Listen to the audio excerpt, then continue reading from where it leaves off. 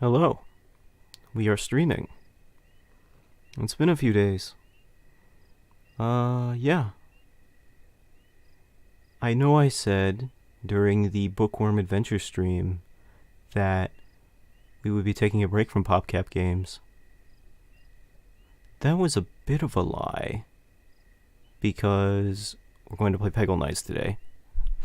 It was extremely cheap on Steam today. Steam is having a puzzle game sort of sale going on.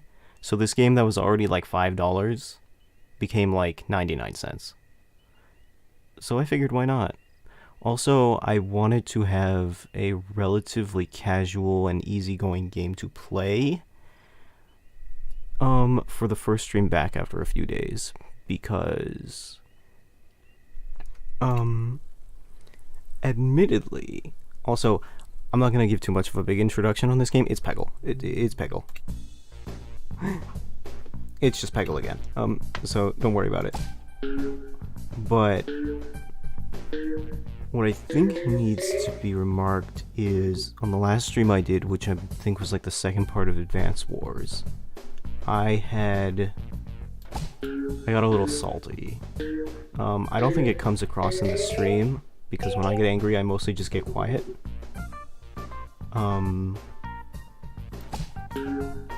But when I began losing in that game, and the dogs were barking in the background, I was starting to get a little angry at myself for being so bad at the game, which is a silly thing to get angry about. And it kind of made me not want to stream for a few days. Largely because, I don't know, usually if I lose at a game myself, it's not that big of a deal, but even losing to a non-existent audience, it's one thing to let yourself down, it's another thing to let everyone else down, even if there's like nobody watching. It's a totally different feeling, I think. In addition to that, I was just feeling really tired. But we'll get back to it. My big concern is I don't want streaming to feel like some form of work. Like, that was a bad shot. I don't want, like, live streaming to feel the way that making videos ended up feeling, where I felt like I was making YouTube videos because I wanted to, not because I really wanted to make YouTube videos, but because I felt like I had to, because you gotta make YouTube videos so you can be consistent, so you can please the YouTube algorithm, so one day you can be famous and you can, like, make YouTube videos for a living or something like that. But it's like, if you don't like making videos now, why would you like doing it as a living, you know? I don't know. I'm very much in a kind of self-reflective sort of mood over the past few days about my previous attempts at video production, because it has occurred to me, like, as I've begun streaming, like, how much of my original attempts at producing videos were largely not about making videos for the fun of it, for the interest in doing it, but largely in the hopes that it would make me look good or attract attention. Like, I think in particular, the video essay phase was less an attempt to say something meaningful and more a hope that people would, like, think I'm smart. I think, I don't think it was entirely that. I think, like, maybe there was some legitimate ideas in there, and at the time, whatever analysis I was doing was, like, not necessarily something I didn't believe at that time, but it felt like the actual research and analysis was very much a supplementary part of the process, and what was more important was getting the video out so people would think I'm cool and smart and educated and a cool video essayer.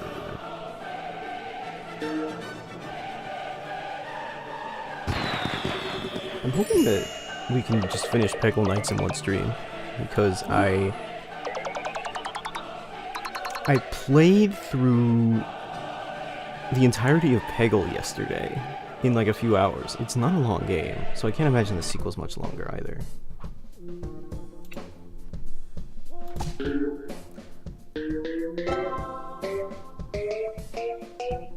But the one video that I think from the video essay era that I am kind of proud of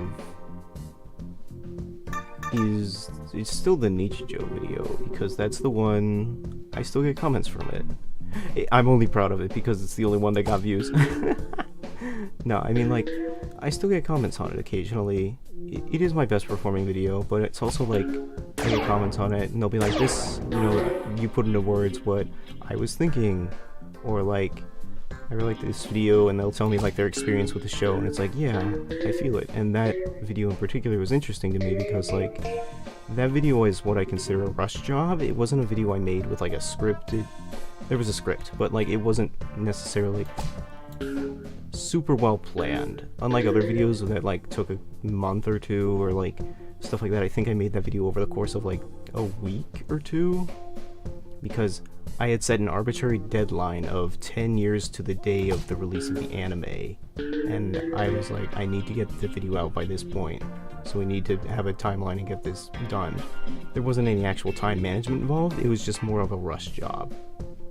So I feel like that video was under-edited compared to other things I made at that time, but what it did have that the other videos didn't was like a genuine care for the product it was talking about. Not to say I didn't necessarily care about Bioshock or Little Inferno or anything like that, but like, it was more about like, that was a very formative and extremely important show to my life, so I had a better understanding and grasp of what I wanted to say about it, and was able to condense it into a 15-minute like video rather than ditz around with jokes and gags. I felt like, in retrospect, videos like the Bioshock one, the Little Inferno one, the Donkey Kong and Rayman one were a lot more about like being performatively smart than being like performatively smart and goofy, doing a lot of funny edits, using the video game as a vector for, I don't know, showing off my own talent than actually being a legit analysis. Not to say there wasn't an analysis in there. I think there was, but I do think it was very clumsy in retrospect. I say this now because, like, over the past couple of days while I've been away, I've been rewatching other... I've been watching other video essays, and it kind of occurs to me like how very much I was not prepared or like not qualified for it. Actual video essayists typically do research and care at least a modicum about what they're talking about, or interested enough in it to spend the time it takes to create like a 2-hour-long video. I would usually get pretty upset at the length of video essays, that they were pretty absurdly long, but I kind of understand now that the reason why they're that long is because they need to use that time to explain details. For me, there was a huge desire to just skip to the good stuff, to not explain anything, assume the audience already knows what I'm talking about, and get straight to the point. Because for me, the fun part was not actually having to make the video, because video editing sucks. It was way more about the saying the really smart thing that people like to hear, expressing the ideas. But I just felt like, oh, it takes too long to get to the good part. You say the thing that everyone's like, wow, I really resonated with that. It takes too long. Can I just cut out all the context and research? And I think that's kind of what makes them not especially good. Like, I was going to make a Bjorn identity joke at some point. This game stole it from me. But, I don't know. I also think it's like, for as much as I like to pontificate and think about like the ethical morals of like these YouTube videos, they are ultimately very small. They're important to me, or they are/were because there's something I made.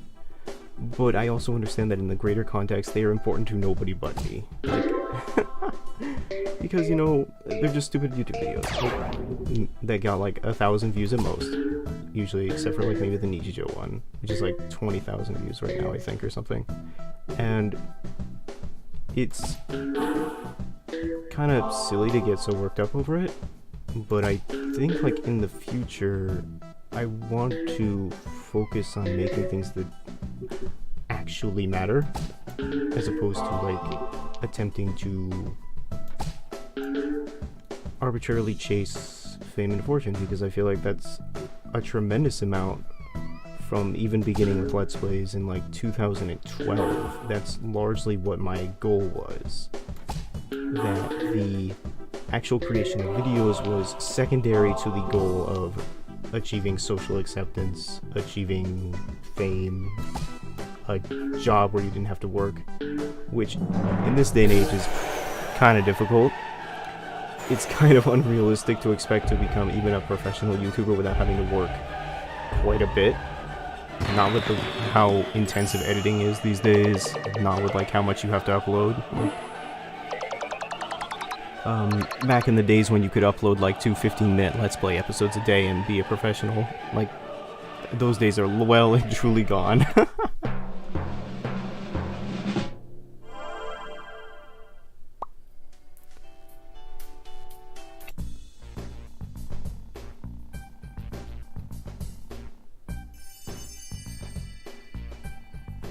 Yeah, so the gimmick behind Peggle Nights is that at night everyone in the Peggle Institute adopts an alter ego or something?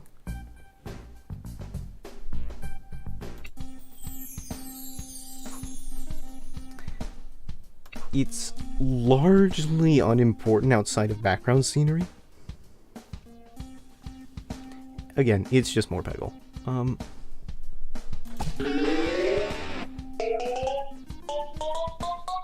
I think my ultimate end goal is to make something that feels like it matters or has a meaningful impact on somebody.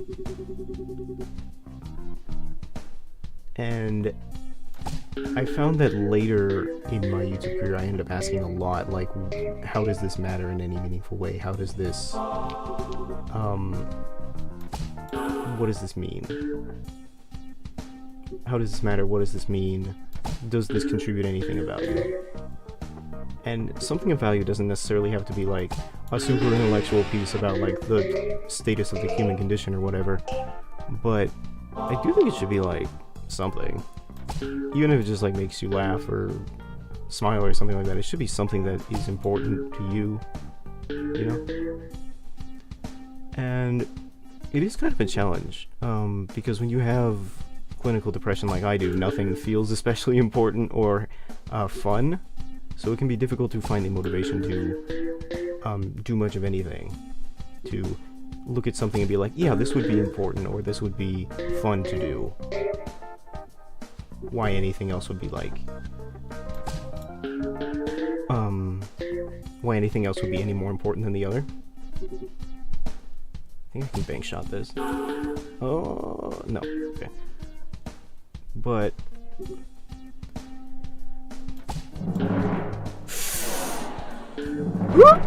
nice. But generally,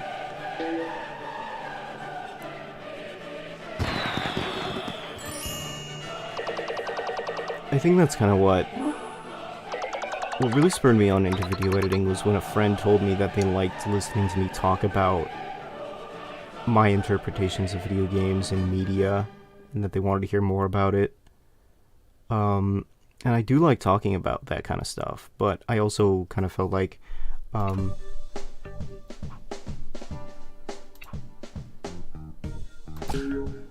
it was very much a sort of...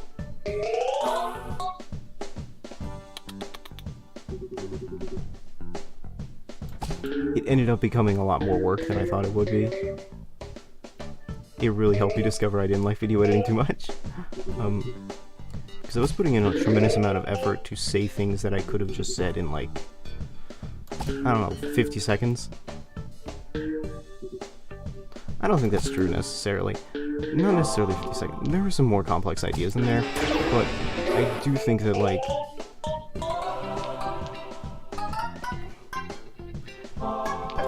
it very much just feels like a mistake to me. There's no point in getting, like, super upset about it, like the past, and what you did or did not do. But the challenge, therefore, I think now, is trying to figure out how to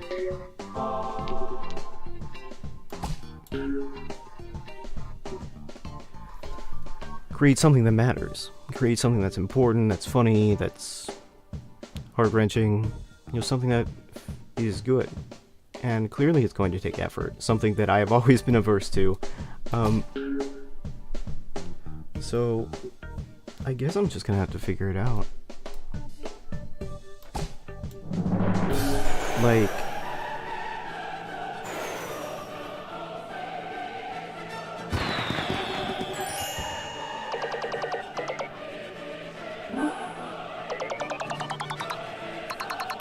I think in perspective, what really stopped the train was really stopped the video train was the RuneScape video, because RuneScape is a game that is like very formative to my childhood experience, and yet when I made the video about it, I felt like it was largely a fumbling about with literary prose, kind of. I had this weird gimmick where I started every sentence with RuneScape is, to both describe what it is and is not, which I thought was kind of interesting. I still think it's kind of an interesting idea, but I don't know if it works super well. The ideas that I wanted to explore in that was how nostalgia shapes our understanding of art and the way that we view media, and how you can't really go back home, you can't really look at an art piece the same way you did the first time you saw it. That art is heavily, the way that art is viewed is heavily dictated by context and the person seeing it, and stuff like that, and how RuneScape, old school RuneScape in particular, felt kind of uncomfortable because it was like looking into something that was aesthetically completely the same as something I grew up with, but looking through it a new set of eyes, a set of eyes that was older now, had been through so much more. It had a new, unnatural, uncanny quality that made it feel like I was stepping backwards in time to a world I did not belong in anymore. Like, sort of like, this is gonna be a weird comparison, but you know the Langoliers by Stephen King, when they go back in time, and the Langoliers, the meatball creatures, start eating up time, and they eat up anybody who's left because they're not supposed to be there? It almost felt like that.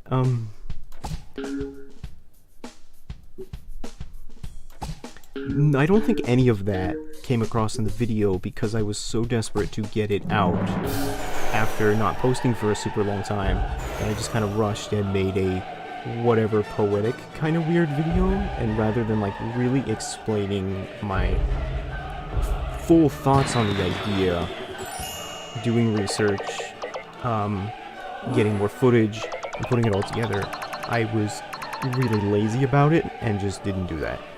So it ultimately came off as a very weird mess of a video.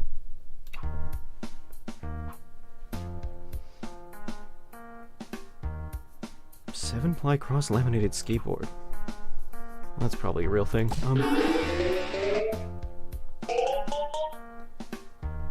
There is indeed still part of me that still wants to make something like a very big project, something very big and astonishingly creative, like a play or a book or a movie or something like that. But I also like am coming to understand that like in the YouTube space there is a lot of incentive to do things on your own. Like, since the beginning, it is very much a home movie. Broadcast yourself was the original motto of YouTube. And I think in many regards there is an incentive for many people to do things either alone or to kind of just figure it out by themselves. Like, oftentimes content creators are single-man teams or very small teams. You don't usually get big film studios posting whatever to YouTube, right? Like, not unless it's a direct advertisement. So I think it's,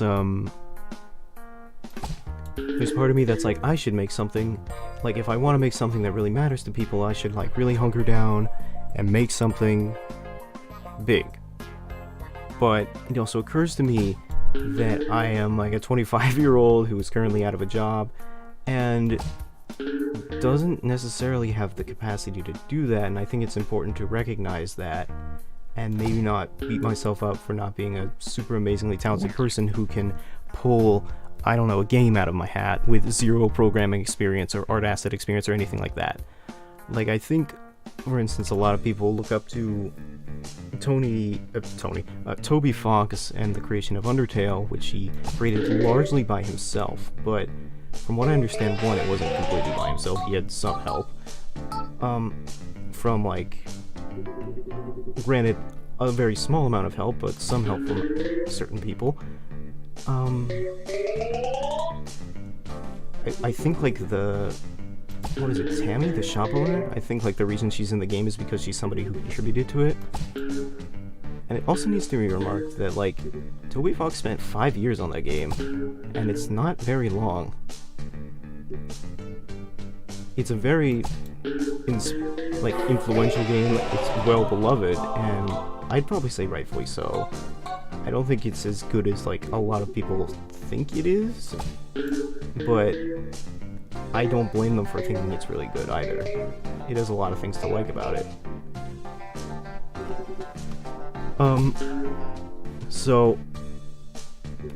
But yeah, that took 5 years out of his entire lifespan just to make one game.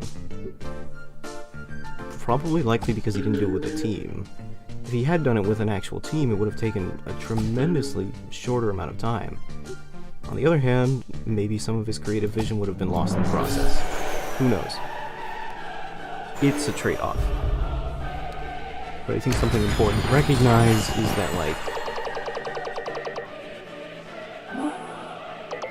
I don't know. I guess I don't want to feel bad for, like, there is an incredible incentive for me to, like, feel bad that after, like, 10 years of doing this, I have basically done nothing.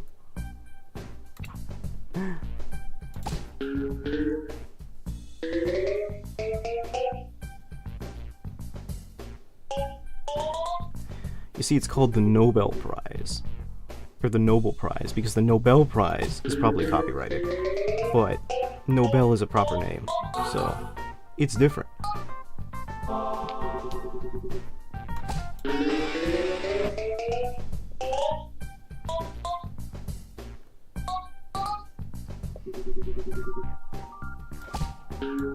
I completely lost my train of thought.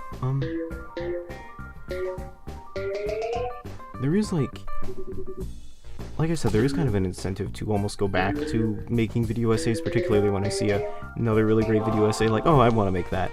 But I also think that that wouldn't be the right call. I think I would get back to the editing stage and be like, I don't want to do this. So, I think that I don't want to give up on streaming quite yet. I got a little salty, but it's a minor setback.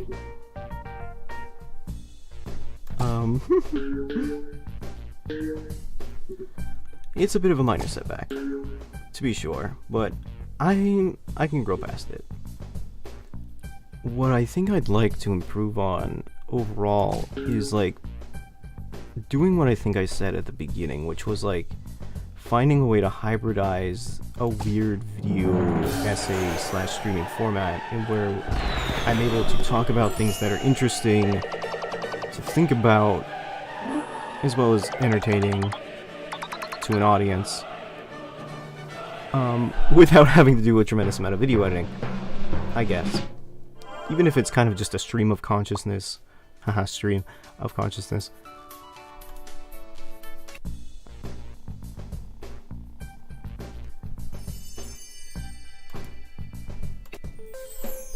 spooky ball is the best ball.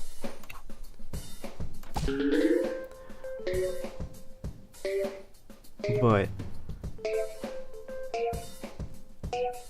yeah, I guess just get better at performing.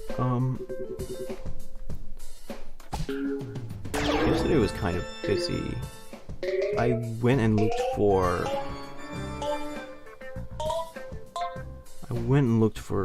or I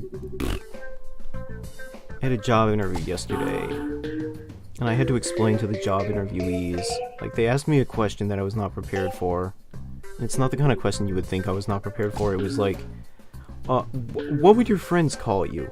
And this is a very simple question. Like, you're supposed to answer like, oh, kind, caring, responsible. But of course, me being the person who answers all questions literally, I said like, oh, God. I was thinking like Max and Reese, who just refer to me as some sort of Squidward deity. And I was like, oh, okay. And they were like, do you want to elaborate on that? And I kind of elaborated on it, but I don't think they really got it. So I'm not counting on getting that job, but it would be funny if I did at this point. I also drove out like half an hour into the big city to start taking saxophone lessons, because I've done this before where I've posted like short MIDI music to the short MIDI tracks to the channel before. I do like music, and I would like to try composing it someday. But what I had done in my youth was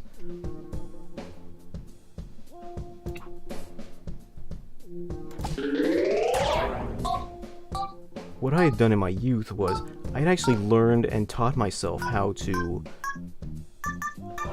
play a lot of different instruments. Like, I went online and legitimately looked up like the notes and how to play the flute, the guitar, the piano, stuff like that. And there was a period of time where I could play like a good 5 instruments at a time, and I owned like 12. I still own a lot of them, and they're all gathering dust because I just don't play them anymore. So recently I was like, okay, I have all these instruments, I don't play any of them. And part of that is because, like, after playing guitar and piano for a little bit, it started to get kind of hard. I found that I really just had extreme difficulty forming chords on a guitar, and playing the piano with both hands, in particular, like playing the treble and bass clef at the same time, was really a challenge. So I was like, okay, I'm just gonna pick one instrument rather than like 18 to try and play. One instrument I really like that doesn't have me do chords or play 2 clefs at the same time, and we're gonna go from there. And I chose saxophone because saxophone solos are really sexy, they're great, I love them, and I've been trying to take saxophone lessons for a while now. It's gone a little bit rough because I've been like relocating lesson locations a lot, but I think about now I should be kind of stable and be ready for it. That being said, this Wednesday, after my job interview, I went for a saxophone lesson.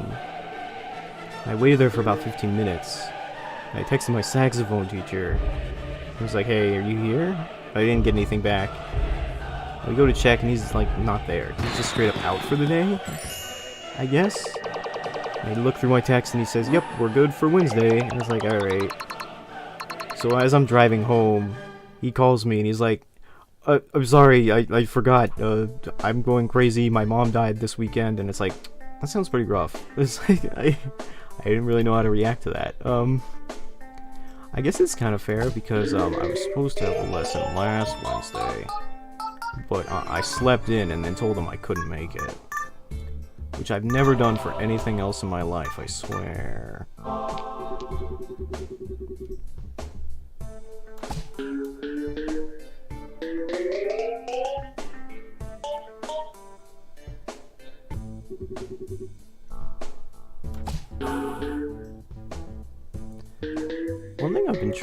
about with the videos, or in particular the streams, is kind of being very spiteful.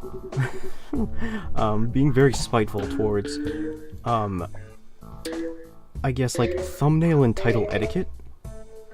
Like, I have found that, like, regardless of genre or content of video, people have kind of cracked the code and the most optimal way to create thumbnails and titles. Like, many different titles are like, or many different thumbnails are they look very similar to me. I think I mentioned this before, but they're all like, they have like bold impact text that's colored. They have like a big grinning influencer face in the front. They usually have like a red arrow pointing to a particular topic. The text will sometimes say, "This is a problem," or like they'll say something about whatever they're pointing to.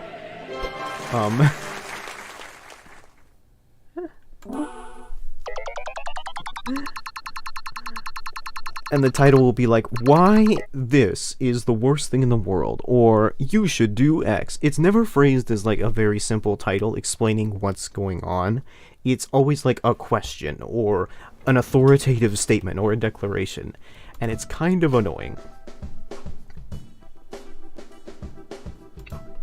So what I've been trying to do is like, I don't know, I feel like it's hard to describe with words, but if you've been on the YouTube space for long enough, you know what I'm talking about. You know what the average thumbnail kind of looks like.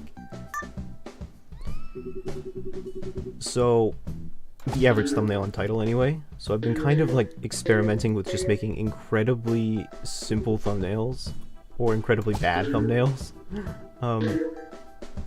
Like thumbnails that I try not to spend more than 5 minutes on them. Usually it's like just a screenshot from the game and like a number next to it to indicate the part of the stream that it's on. Sometimes I'll do like goofy faces, but I'm trying to avoid that because, again, I think like the weird influencer pog face on every video is kind of annoying. One thing I wanted to start doing, which I did with the Metroid Prime thumbnail, was I want to have like characters who just show their back to the camera. Because like I feel like that's the anti-thumbnail in a way. Because every thumbnail has like somebody facing the camera making a dumb face. But what if they were facing away from the camera, so you couldn't tell what they were thinking? And it still kind of like draws your eye because it's mysterious, right? Like you don't know what they're thinking. Oh, you want to click on it. You want to see what they're thinking. But also I like make the titles extremely simple. It's just the name of the game that we're playing in the stream. And the reason why I've chosen to do that is because, again, I hate those like titles that are just all questions, like questions or phrase like BuzzFeed articles or something like that. It's like, damn, what a shame. Damn, that was not the right response. But it's more just like, I don't know. I don't really, there's something about it that feels very scummy and manipulative. Where it's like, I'm trying to tell you like, oh, this video is going to be about something deceptive or dramatic. And it's like, it's not. This is a Peggle Nights stream where I bitch about my old YouTube stuff. Like, this is not anything especially special. I don't want to pretend that it isn't. Like, so I just kind of want to have a very honest title and like a very cheap thumbnail. It's nostalgic for the very early days of YouTube when that was the norm, I think.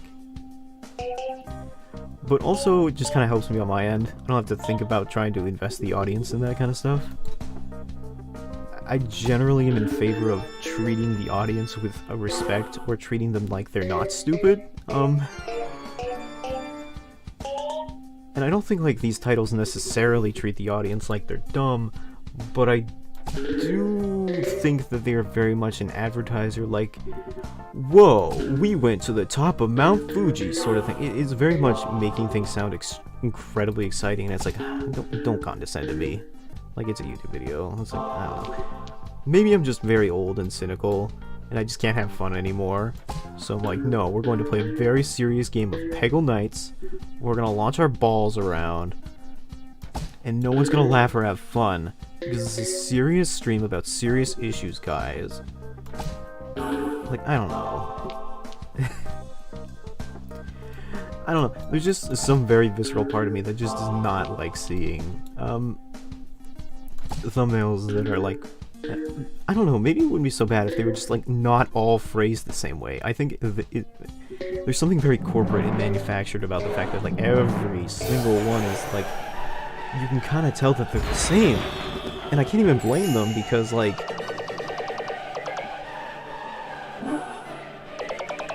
well, it's the objectively correct way to make a thumbnail and title. It gets the views, and people wouldn't be doing it if, like, it didn't get views. Like...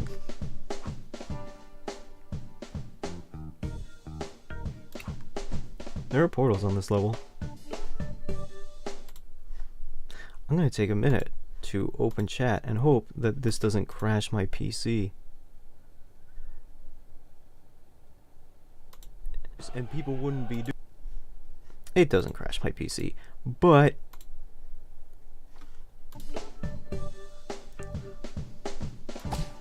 No, you have to be careful. My monitors get kind of finicky. I've said this a bunch of times, but my monitors get finicky because I believe that both of them are in a constant war over the graphics card. Like, it's a bit weird. Like, I am partially proud of the fact that I was able to somehow set up my PC all by myself without breaking it. But on the other hand, I wasn't able to set up my two monitors without breaking them, so that's something to consider.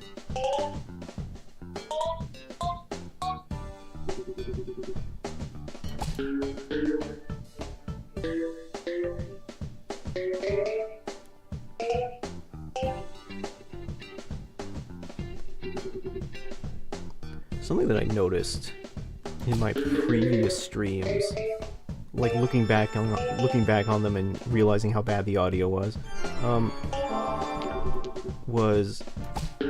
I really end up sounding like a Minecraft villager, just because of like, there'll be a moment where there's like 30 seconds of dead air, and I'll get really nervous about it, so I'll be like, oh, what do I do to entertain the audience that isn't there? It's like, oh, I know. I'll pretend like I'm thinking, as opposed to like the hamster on my wheel. The hamster on the wheel in my brain is not like dying of exasperation right now. So instead I'll go, I see, It's like, who am I fooling with that? Who am I fooling into think I'm having like a very deep thought process about whatever I'm doing? I very clearly just have like run out of things to say at that moment.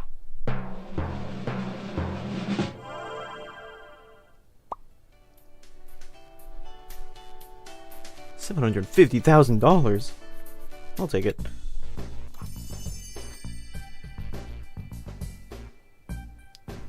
I thought he was a disco star, but I guess he's like a circus cat? Isn't there already a circus-based, like, guy here? Isn't that the rabbit? No, whatever.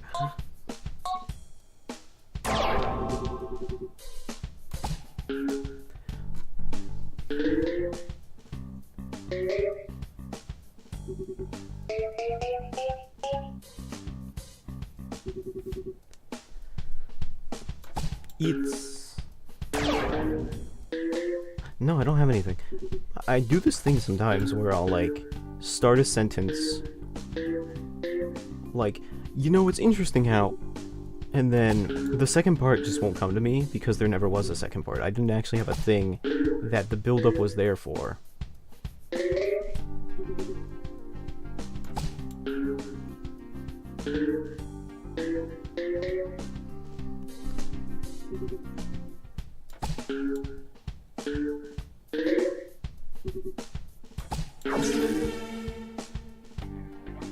I find that particularly bad when trying to tell jokes, because it'll be like, hey guys, I got a really great improvised line.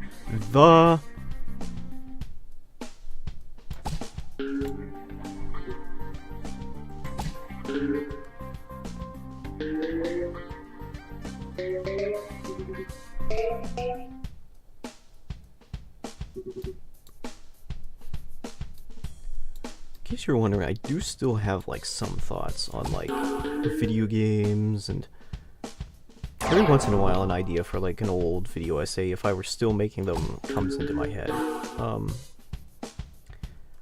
I usually don't.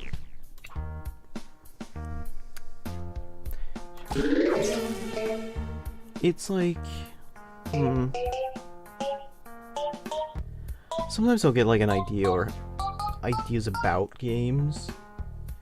Like, I had played Inscription recently on stream, and my main takeaway from that game, after thinking about it for a little bit, was about how that game is largely kind of an interesting, if we were to talk about like the narrative implications of that game, how it comes across to me is sort of a trip into reality, or rather the way that we perceive reality, and how that reality is very fungible or movable.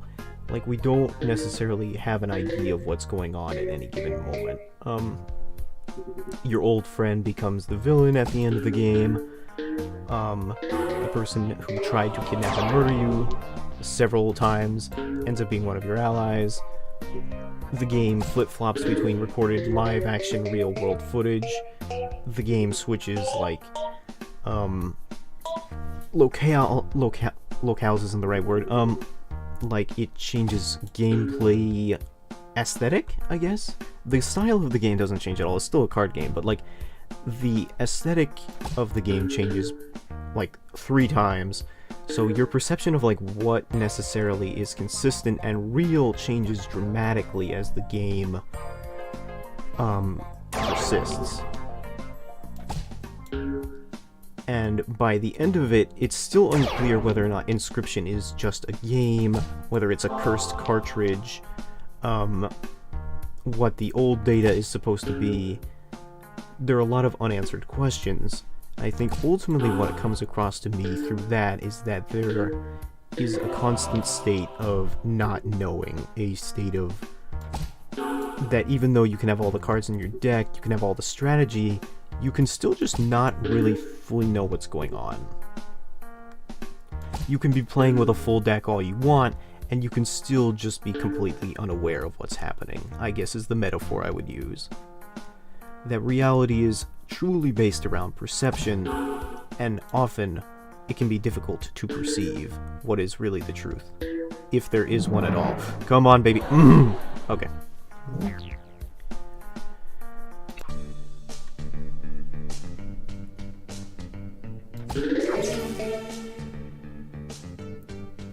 I guess that would be like my current thoughts on Inscription. Maybe I'd have to play it through a second time to really understand it. Maybe it's one of those games that really has like subtle hints towards its grander ideas, but you have to like do all the escape puzzles to figure it out or something. Again, I think this was something that like I was going to talk about in brief during the RuneScape video that never really got made improper.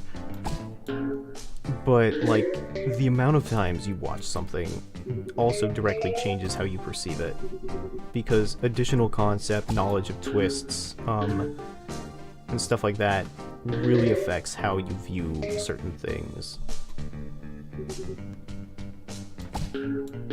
My old English teacher would say that like you read the book the first time for enjoyment, and then you read the book the second time for analysis. Like now that you have the general sense of what the plot is, you can now look at it for its overall arcing themes and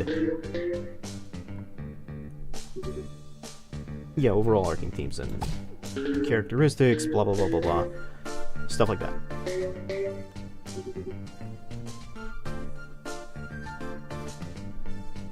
This is a nice track.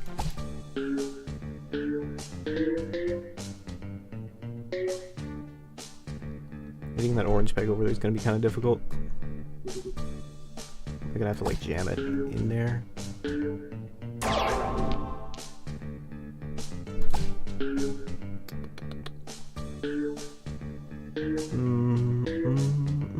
Ah.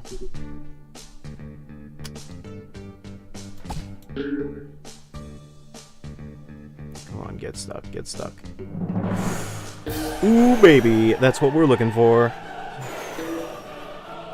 That's what you'll love to see.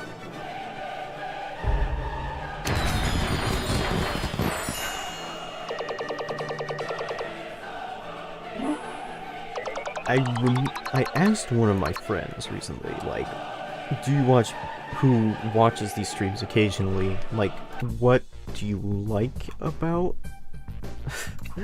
what do you like about me as a person, or like, what do you like about me as a streamer? And they may have been giving me like a mom compliment, and if you don't know what a mom compliment is, you probably know what it is, but you haven't ever called it that. A mom compliment is like the thing where, like, they don't really have any real way to say anything nice about you, so they'll just lie, and, like, they'll lie in a way that doesn't sound like lying because it's too vague and inoffensive to be a lie. Like, I remember trying singing to my mom once, and I was like, hey mom, how's my voice? And she's like, oh, it's very unique. And it's like, so it's bad. It's bad is what you're saying. And she's like, no. It's like, no mom, you mean it's bad, right? Like, because she doesn't want to make you upset. You're her baby. Incidentally, I always feel weird when my mom's like, you're so handsome, Kyle. And it's like, really? No girl other than you has told me that, so I get the feeling that you're giving me, like, pity compliments. If anything, this is worse than you just not saying anything. It's like...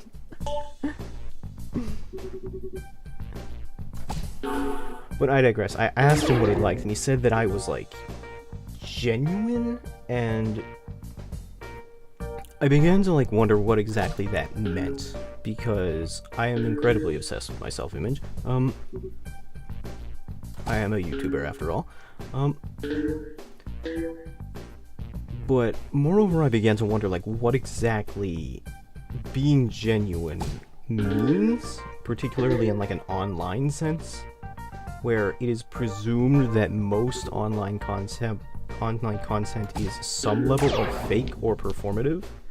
Because, like, even people who are out there to tell documentaries or tell, like, deliver the truth to you, as it were, still usually edit their videos. They aren't giving you the raw footage, they aren't giving you the raw, unedited footage that it fully shows the truth of the situation, because the truth would be hella boring. When I hear genuine, I hear, like, real, truthful, and I wonder what that's meant to mean in a, I guess, in a world where no one is truly themselves. Like, everyone performs kind of differently in online spaces, right? Does anyone ever really act like themselves in an online space? And if they do, are they the same person to themselves? Can one even really know themselves if people are constantly evolving? Like, if you are constantly evolving into a different person, can you really know who yourself is at any given moment? If you are unsure of your own motivations, as I often am, can you really know who you are? And is that person the real person?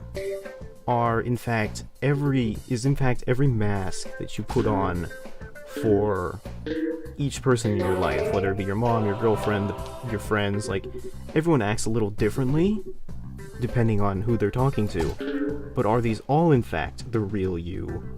Or are they all fake and there simply is no real you?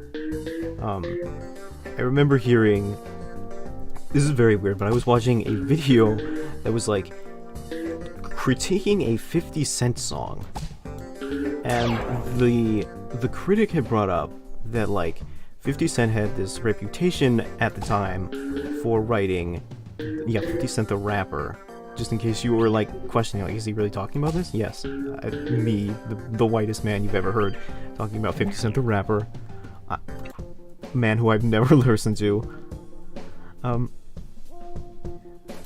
But anyway, he was talking about how the 50 Cent had this reputation for being this guy who would write both gangster rap songs and, like, love ballad type rap songs for the girls.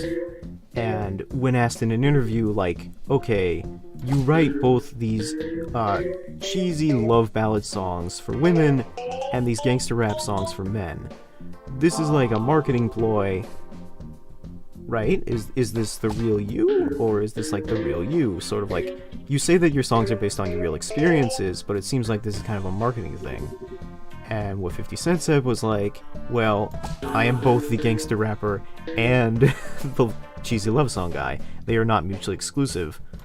He didn't say it quite like that. I'm pretty sure it was actually a lot more simple than that. But what he was saying was like, these two ideas are not necessarily incongruent, that the complexity of the human condition is that he indeed can be a gangster rapper and a man who likes to make cheesy love songs. It's like, it is indeed possible to be a hardcore gangster and somebody who wants to hold his baby tight, I guess. I have never heard a rap song in my life. I am a sheltered boy. But the point he was trying to make, I think, was that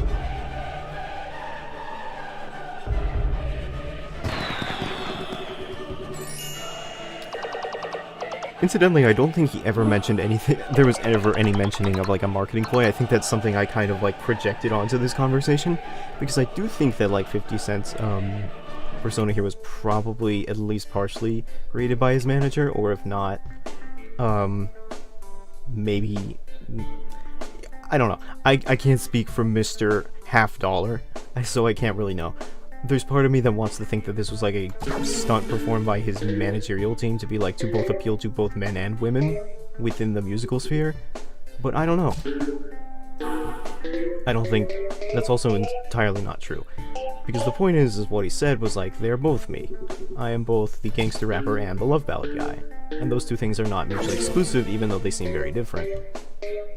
And I think it's true. Like, a lot of times you'll see those weird pictures online of like, I don't know, metalheads wearing like pink or something. Like, you think that like, oh, he's too hardcore to wear pink or something like that, but it's not like that. It's, humans are really complex and are not necessarily like strung into archetypical personalities.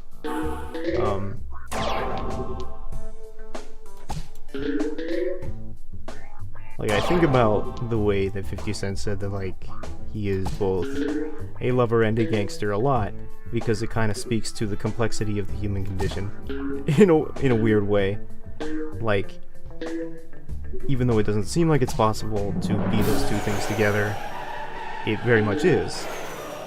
And the only reason we think it isn't is because we kind of assume that, you know, an R&B love jammer acts a certain way and a gangster rapper acts a certain way.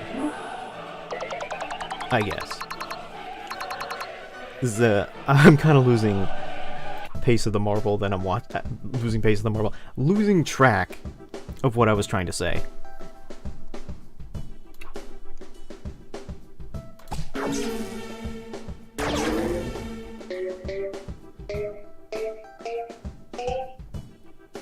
lot of polygons in this stage. I bet they couldn't pass the tutorial level. You know, the game journalist joke.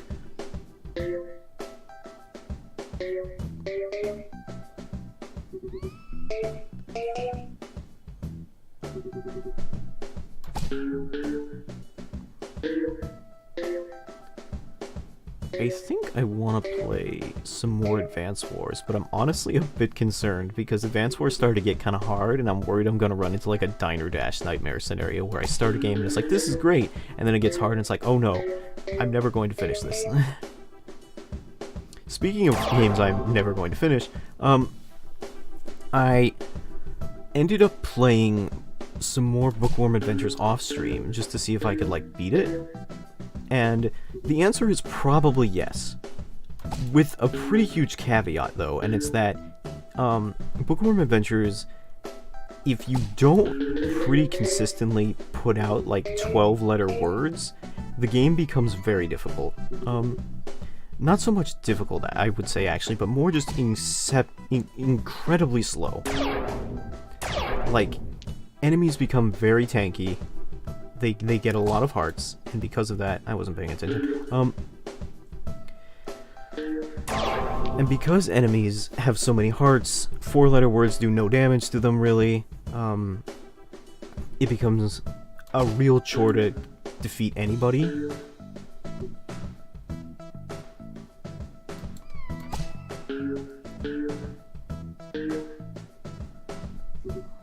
And that's kind of what makes it difficult. The tremendous amount... My main concern, I guess, is what I would say is, like, to bring this back around, is that it would be an incredible time sink to finish that game in the way that I'm currently playing it. I would have to really learn some really complex words filled with X's and Z's in order to finish that game in an adequate rate. And it's honestly kind of embarrassing, because I'll look online of, like, playthroughs of that game, and the average playthrough is about 3 hours. And, like, the speedrun is about an hour and a half. The world record speedrun, I think. And I have no idea how they do it, considering that the the letter generation is kind of RNG based. There's certain levels where the letters they give you are, like, constant, but a lot of times it's just not, and you really just have to find something to put in. You really just don't have the letters for it.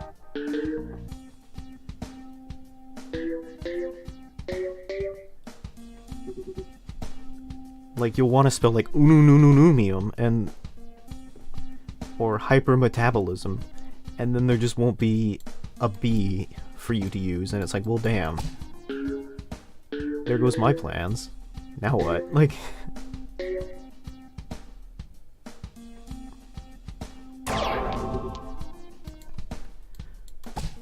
Honestly, though, I think that game would be insane with a TAS. Like, if you could create a script that found the absolute most optimal words for every single scenario, that game would go by so quickly and you would destroy so much, I think. That'd be interesting to see. I don't know if anyone has done that. Like a TAS of Pokemon Adventures.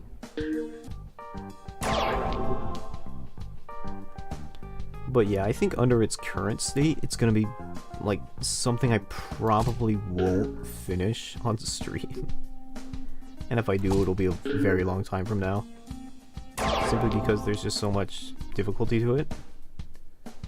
That was probably the most surprising thing about playing through casual games. It was that... how surprisingly difficult they were. Some of them weren't. Feeding Frenzy was a wash, and Peggle was kind of easy, but ultimately,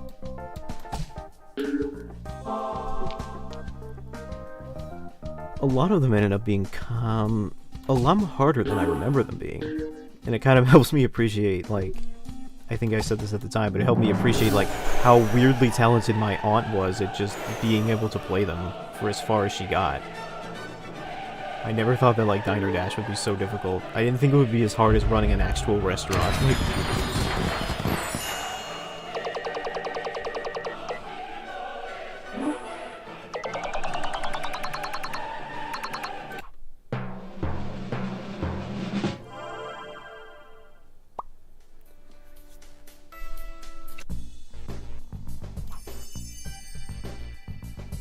but your pinballing is magical. The alien wants to be a...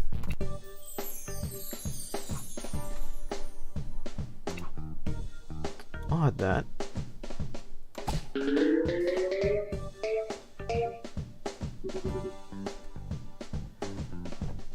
They are introducing new concepts to the sequel, albeit they're kind of minor, like different block types and spinning blocks and such from forth. Though the core gameplay is largely the same.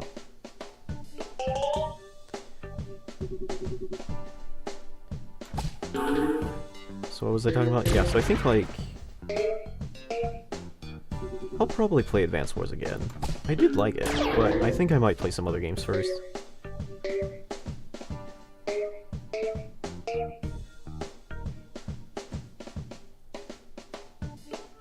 Whoa! Sick. I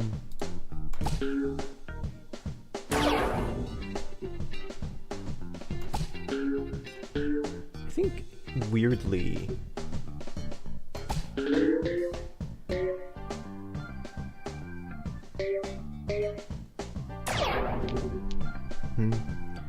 Something I think about sometimes is, like, what exactly we as entertainers we as entertainers acting as if they would ever accept me.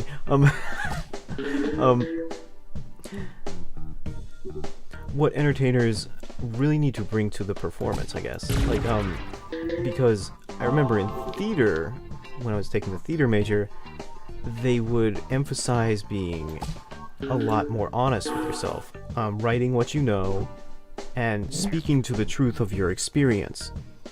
But I think a lot of times in other professions, we emphasize playing up characters. Not necessarily what you know, but kind of what the audience will like. And I wonder if there's kind of like a big difference between, like... Because I know that a lot of stuff on YouTube and in movies and stuff like that is, like, corny or overacted or something like that, and it's like...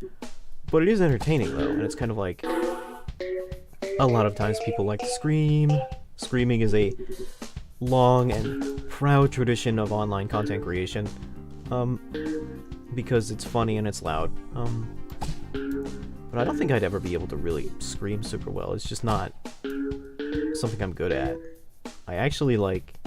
I think after I went through puberty, I just realized I couldn't scream, period. Like... like, I would try to scream and it would just be a really prolonged voice crack. Like, it would be like... Ah! Yeah, it's like that. It sounds like that. It's horrifying. It sounds like I'm killing my door. But I also don't think there would be anything in a video game that would make me scream. I think back to, like, when there were the horror elements, or the jump scares in Pizza Tower, or, like, the horror elements in Inscription, and the jump scares in Pizza Tower. And they didn't scare me at all, and I think maybe that's just because I'm really desensitized to that stuff, or I'm just kind of played so many video games that I kind of can no longer understand it as anything other than the meta context of I'm playing a game and therefore I'm not afraid of this. Like, I can't get invested enough to be like, eh. Like, I'm legitimately afraid of this. I guess ultimately what I'm trying to get at is, I wonder if, like, part of being an entertainer is really acting up the goofiness, even if you don't legitimately feel it, because that would be more entertaining. Or if part of what makes something entertaining is a genuine feeling. Like, I wonder if the audience is able to feel the lack of real emotion one might feel if they fake a scream, fake a freak out, or something like that. Because I think, like, everyone has seen, like, a bad video or something like that where somebody is faking a freak out or faking getting really angry, and it's just kind of awkward. Like, I can think of, like, the innumerable angry video game nerd ripoffs who are being performatively angry at video games, and it's always just, because it's like, I don't really think this person is legitimately angry at Bugs Bunny's birthday bash. I think it's kind of an act, but oftentimes the act isn't super great, so I don't believe it. It's like, are you really upset about this? And what's scary is, like, sometimes, if it is legitimate, it comes off as extremely petty. Like, to be so angry at a video game. I don't know, from my perspective. But if it isn't legitimate, it comes off as more just awkward, like, because, like, why are you doing this, period? Like, if you don't believe this is a good thing, like, is it a parody? I don't know.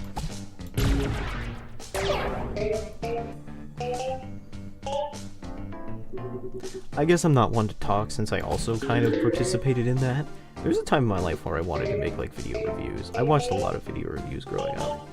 That was my jam for a long time.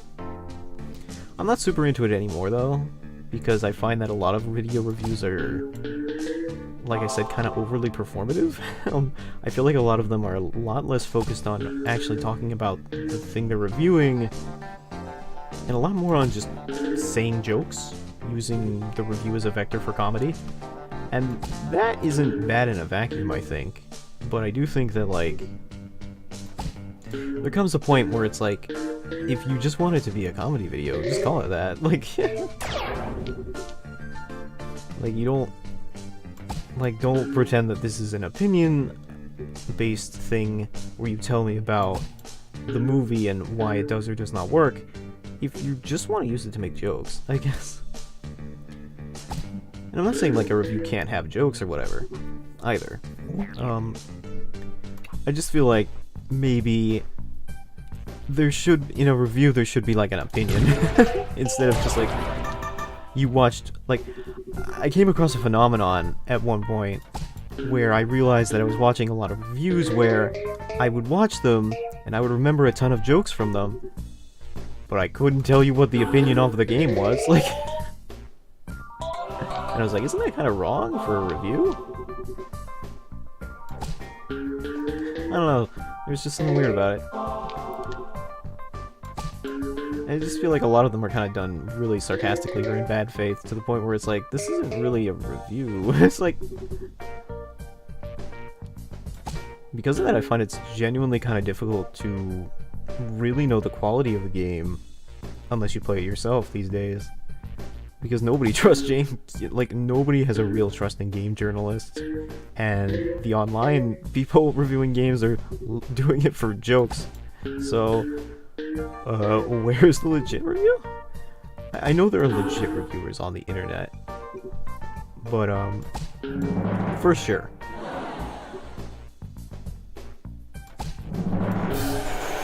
But then there's also the guilty part of me that says, well, they're reviewing the game legitimately, and they're not especially entertaining, so I don't want to watch them. Also, they're not me, so their opinion is wrong. I don't know.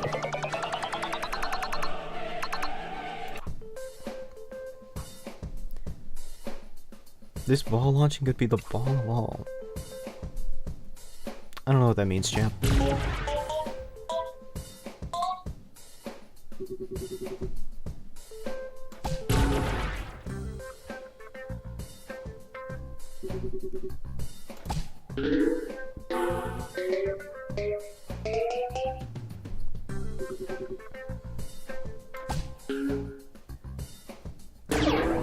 I think setting up an actual stream schedule might be beneficial at this point, just so I could, like, consistently do it.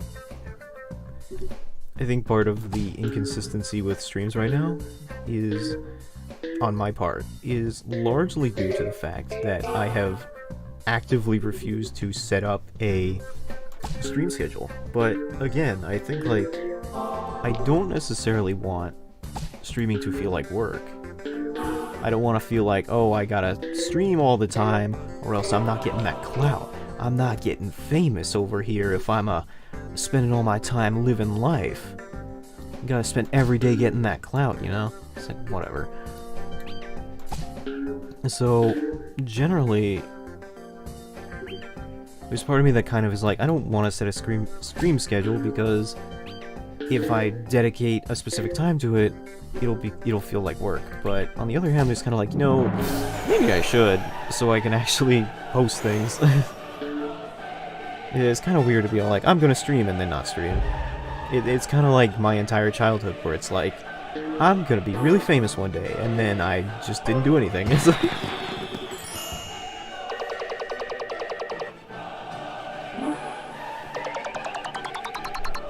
So yeah.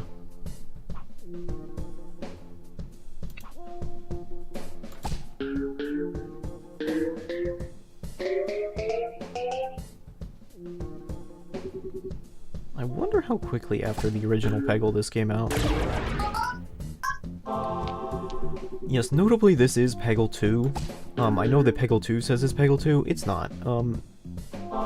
This is technically the second Peggle, I think. Unless Peggle Extreme is the second Peggle. And that would be weird, because I think Peggle Extreme is actually, like, a straight-up tie-in game. Like, if I remember correctly, I think Peggle Extreme has, like, crossover with Team Fortress 2 or something wild like that. Maybe I need to play that on stream at some point. But the actual Peggle 2 is like the third or fourth game in the series, I think. Like, which is wild. I remember when making... It kind of follows this grand tradition of, like, video games that are labeled, like, the fourth or third in the series, or not fourth or third, but just labeled a numbered version of the series and don't correspond to their number at all. Like, the particular example I'm thinking of is how when I was making the Grand Theft Auto 4 video that never got finished, in doing research for that game, I found out that Grand Theft Auto 4 was like the 11th game in the series, and it was like, I think that was part of the script. It was like, Grand Theft Auto 4, confusingly, the 11th game in the series. And I was like... because there were just so many spin-offs and, like, different things, and then GTA had this thing for a while after GTA 3 where they were just like, we're gonna just not number it, we're gonna label it like San Andreas, and Vice City, and Chinatown Wars, and stuff like that. And then when it was finally time for, like, GTA 4, it's like, now it's the 4th one, and it's like, really? You skipped a lot. And honestly, it is kind of wild, if you really think about it, how they went from Fallout 4 to Fallout 76. Like, where were all the other ones in between that? I gotta know where the first 276 Cyberpunks came from.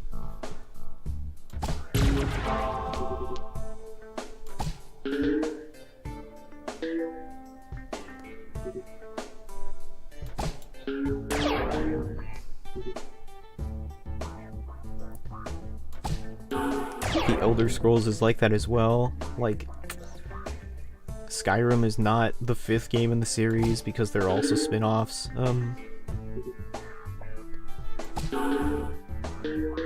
There's also, like, the one game for the Nokia brick. Like, the Nokia N-Gage, I think, is the... is like... Apparently it's really good. Apparently the Elder Scrolls on the Nokia N-Gage is really good. Maybe that's because it's on a Nokia N-Gage and the standards for N-Gage games are really low. It's like Snake and an Elder Scrolls Oblivion type game. So I don't know.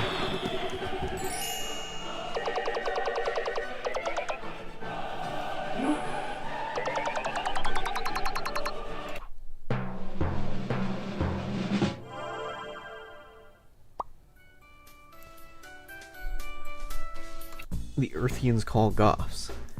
J'adore my Paris, but you know when I go there, the people can be so rude. I adore Paris. Or even shrimp. So his dream is to be excessively large. Kind of fetishistic, but I feel it. Pollution picnic. I don't see how these two things are related.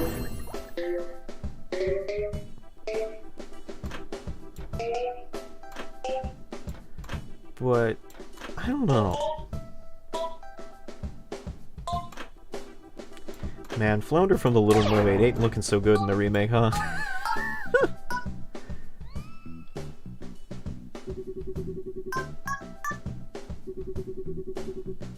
I think we're gonna play Elden Ring this weekend again.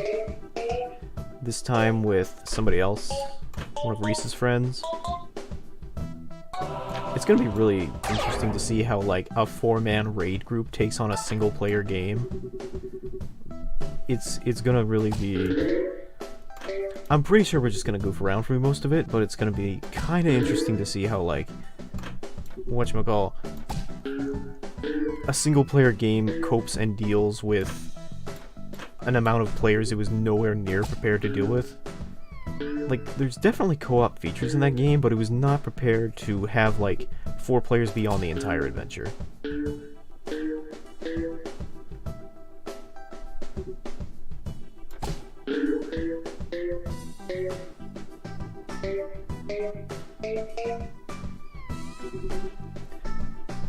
This is a nice track. The soundtrack for this game is a lot better than the first one. This one's very funky.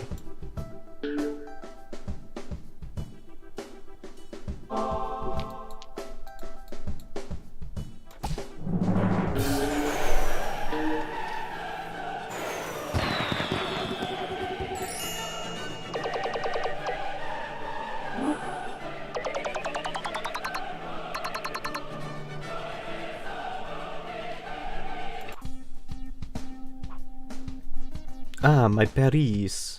You're even more magnificent when viewed from 150 meters above. So this is what Paris looks like, huh? About what I expected.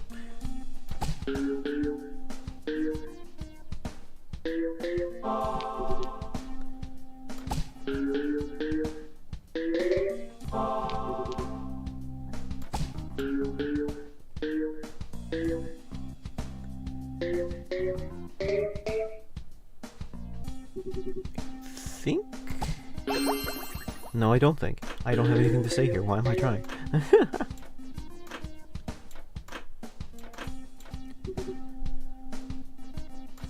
What I did also learn through streaming is that my enunciation is pretty bad. Or it gets pretty bad after a while. Like, particularly after several hours of streaming, my enunciation gets very mumbly. I've been told that a lot by like friends and family, that I'm a very mumbly person. And that's normal, I think, but it's not necessarily good for a medium in where what you say, the words coming out of your mouth, are like the primary content. So I think speaking more clearly is something I'm gonna have to work on. Like, even then, I'm very subconsciously thinking like, oh, I didn't say I'm gonna have to work on it, I said I'm gonna have to work on it. Which, I don't know, if your audio's low, would you even know what I just said then?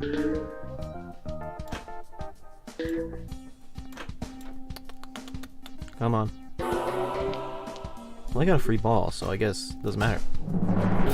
Sick.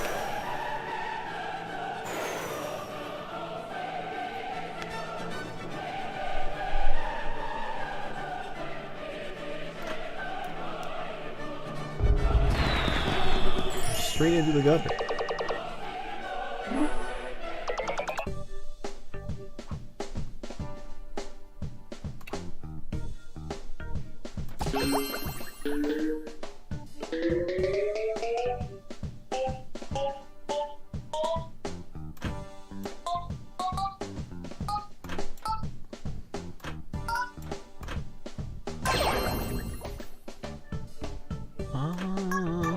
There we go.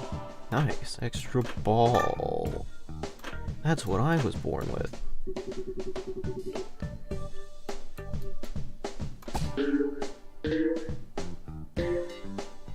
There is... I mentioned this before, but sometimes I will get recommendations for very low view streams. I think because YouTube's trying to, like, show me that there are others out there or something? I don't know. It is... I do feel mild sympathy for it. You know, I understand the hustle, the grind, as it were. I don't like looking at making things, making videos, or just making art in general as a grind, because inherently tying a weird commercial value to someone's work feels weird to me. I do think that artists should get paid for their work, but I also think it's very odd to me to, like, even the word content is a very... it's a word I don't particularly care for because of its association with, like, a thing... because when I think of the word content, I don't think of, like, art, or, like, a video, or a stream. I think of, like, a thing that can be advertised from. It sounds like a sort of entertainment slop, almost, that can be thrown upon the audience to engage them so they don't have to think about their problems for a time. It holds the same weird marketing connotation as influencer, if that makes any sense.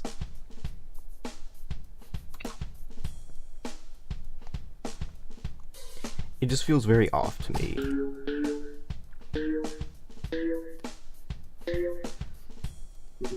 What was I saying before that?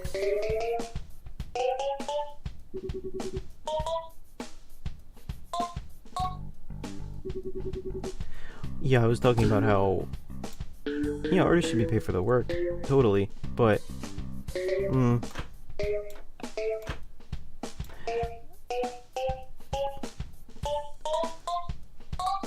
I don't know.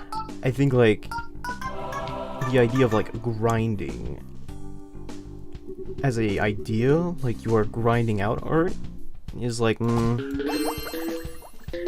it makes it feel like this is something done as work and not as a passion. It's done largely to earn money. And while in a sense there's nothing wrong with producing art for monetary gain, it does feel a bit cynical now.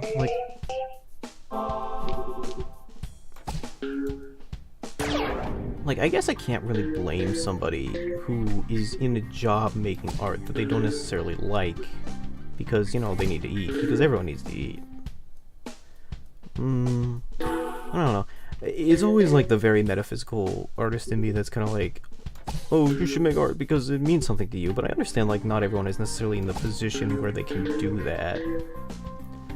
I think, like, a lot of people end up as journalists. Like, I think a lot of people who study journalism, for instance, probably end up in journalist jobs where they're reporting on stuff they legitimately do not think is important or care about at all, but do it because they both need money and want to advance in their careers to the point where they can report on something they care about. So, I do understand it, but it still feels icky. I feel like I'm that way with a lot of opinions. Like, I'll be like, I have something I dislike about this, and then I'll, like, try and reason with myself for an hour and try to see the other side, and I'll be like, well, now that I've seen the other side of the argument, I guess I'm now okay and complacent with whatever you've thrown at me, because I don't want to make anybody upset, and I'm now feeling, but it still feels weird and icky. I find that a lot of times my opinions on things are kind of baseless, and if I really think about them for an extended period of time, I realize just kind of how much of my own biases are kind of internal, and that a lot of times I will try to rationalize my bad opinions. In particular, something I think about a lot is, like, sexuality on, like, online platforms, YouTube, whatever. For me in particular, I'm not a huge fan of, like, sexual content, but I also understand, like, I'm not gonna pretend like I don't get horny sometimes, but, like, it's not something I like to watch, like, recreationally. It's like, it's just not something I'm not really into. That was a double negative. It's not something I'm into, personally. So, when I see content that's, like, kind of sexually twinged, I'm like, there's part of me that kind of, like, winces, revulses a little bit. And I think it's very easy for me to, like, and I've totally done this before, where I'll, like, look at it and be like, this is a problem with YouTube standards. This feels like an exploitation of viewership. There is a distinct problem with this. But the more I kind of think about it, the more I come to the conclusion that that's not necessarily the case. Like, I can't really know for certain what causes a person to upload, like, I don't know, a thumbnail with giant boobs in it. I'm sure a lot of times it is, like, financial gain for the views or whatever, but I don't know, maybe in online spaces people are more comfortable expressing their sexuality than they would be outside of online spaces. That's actually a pretty common occurrence, from my experience. So, and you know, honestly, it's not illegal, nor is it really uncommon for people to like sex. So, it's not really terrible if people, like, get horny. It can definitely be annoying if they shove it in your face, I think. But it's not, like, illegal, nor is it unnatural for people to, like, be down bad sometimes, I think.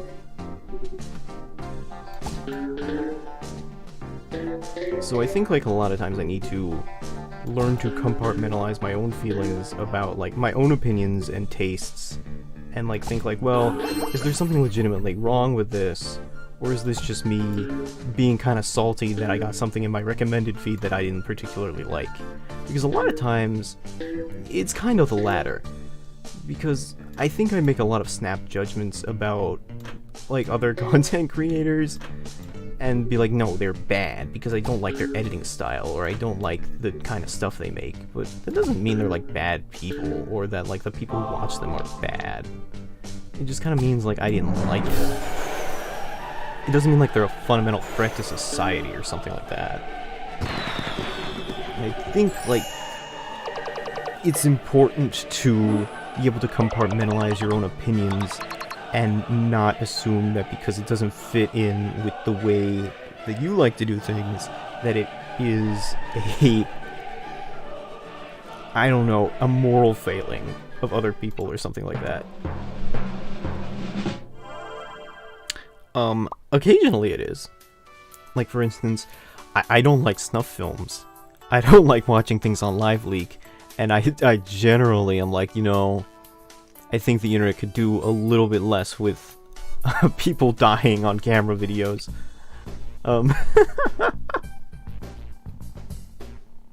I know some people are totally into that.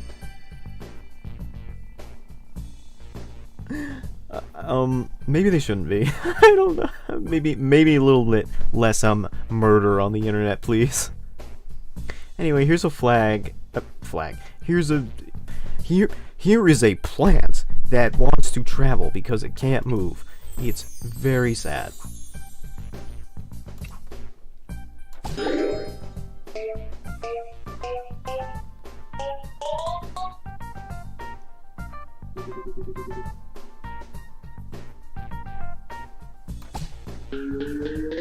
It's like a statue of the first. Wait. No, it's not. They call these the Founding Fathers. Are these the first 4 members of the Peggle Institute? What an odd collection. An alien, an owl, a unicorn, and a pumpkin.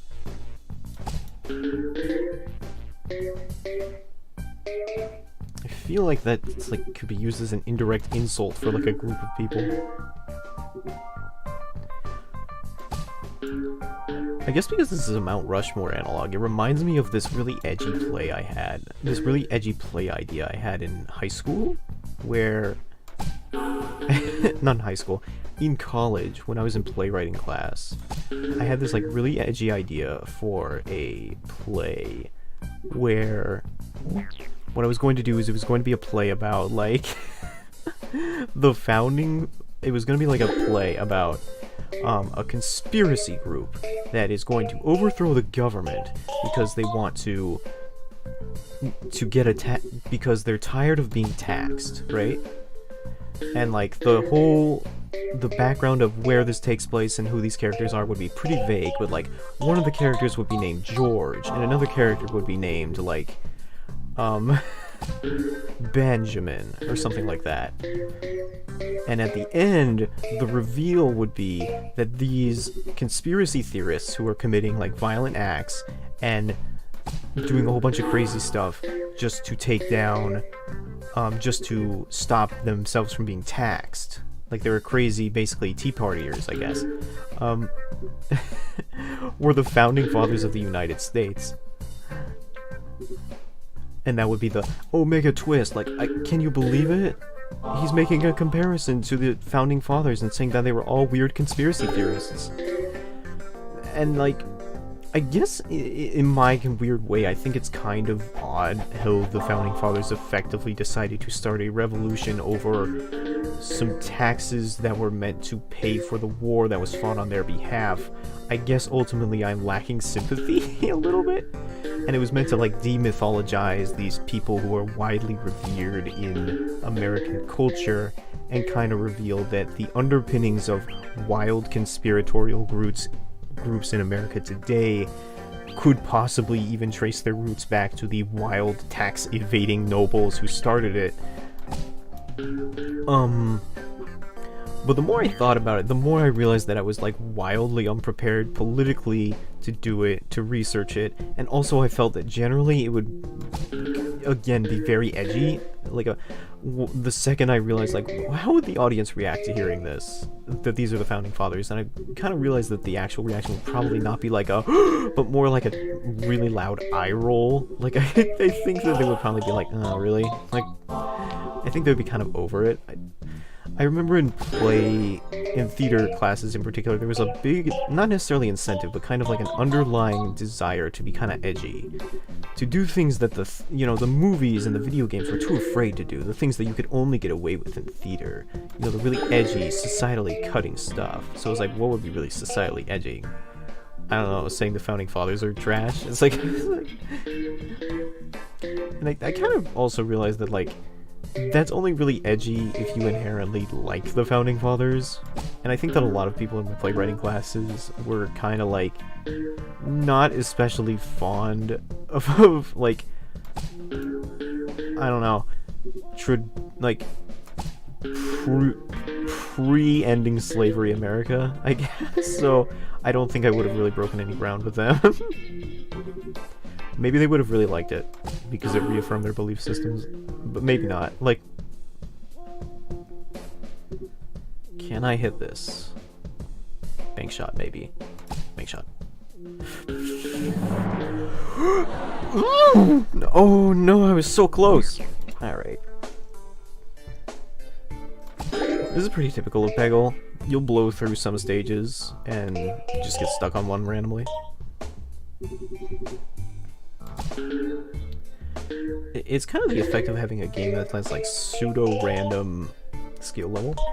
I think when I played the first one I called it Baby's First Pachinko, because there's like a certain level of dexterity one can use to play it. And again, there are people who are amazing at Peggle, who totally know how to manipulate the ball in masterful ways. I am not one of those people, but we have gotten pretty far through the game so far, so that's good.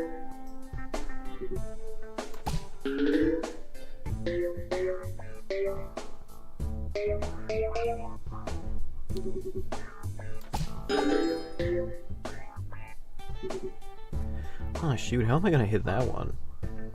Bank shot. That's not the answer. That was pretty sick.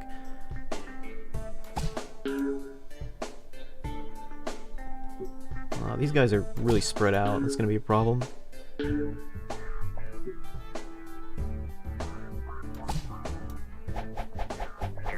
Alright, that was kind of bad.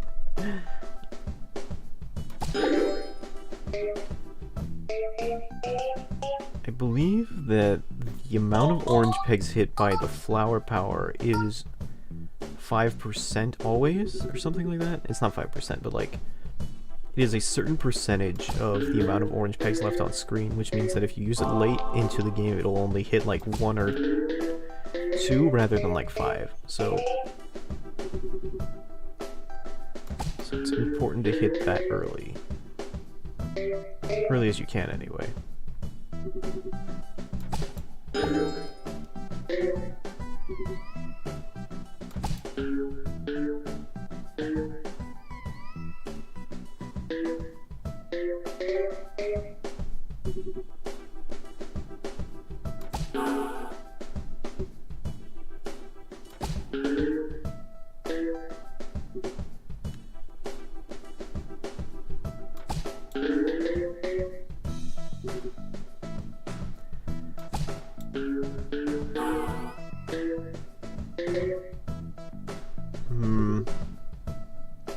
There it is. There's the there's the Minecraft villager noise.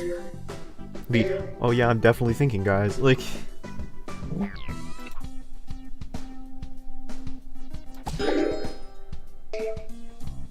it is immensely difficult, I think, especially for like, I sympathize with people who like just start, because this is how I did it.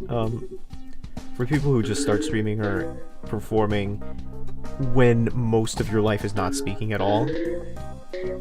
Like, it's one thing to be a very extroverted person who spends a lot of their time talking, and then to be another person who spends the majority of their life not saying anything, who can go an entire day without saying a single word, and then being like, I'm gonna stream and spend 2 straight hours having to say things. I sympathize with that immensely, because suddenly you realize, like, your voice isn't very good, you can't enunciate very well, you don't know what to say, you have weird vocal quirks you didn't even know about. The voice in your head is not the same as the voice that comes out of your mouth. Everything sounds cooler in your head. I sympathize with it.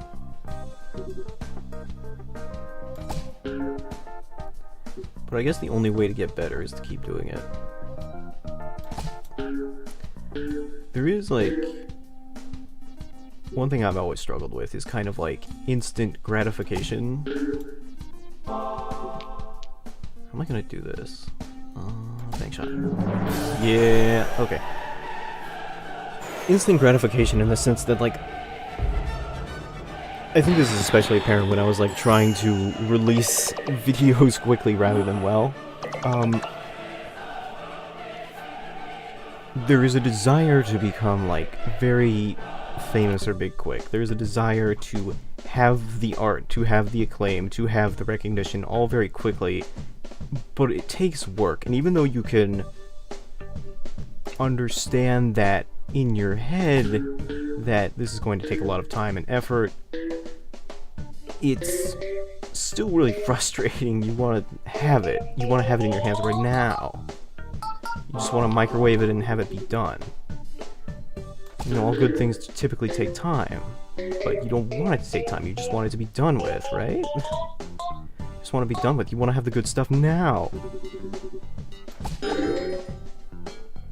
And for me, it's especially, like, I especially have that anxiety because as a person who kind of feels like he wasted a tremendous amount of time between the years of, I don't know, 6 to 25, it can definitely feel like you're already behind. And if you're not going fast, if you're not speeding up, then you're never going to make the pace you want to make.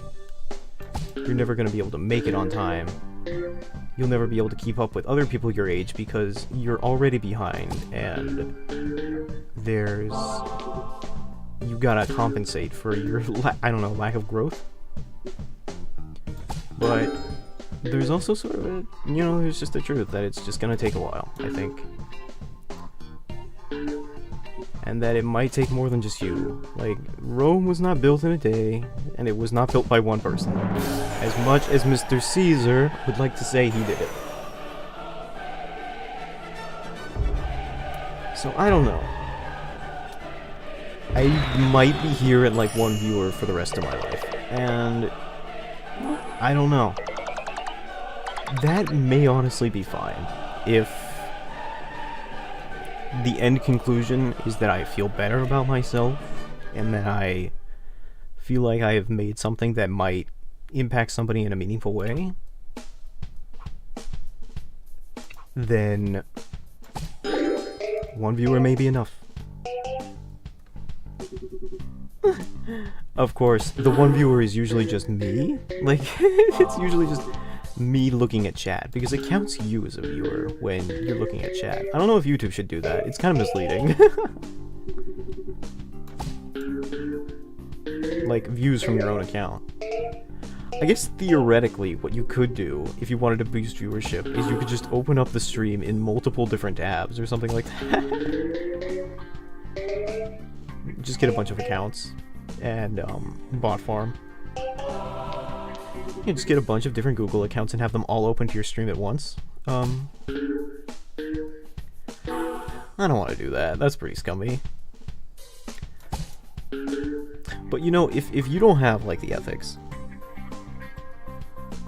it's fine until you start equating your personal value to a number on screen. Yeah, I would agree with that. Also, hi February Risky. Welcome back. I think that, like,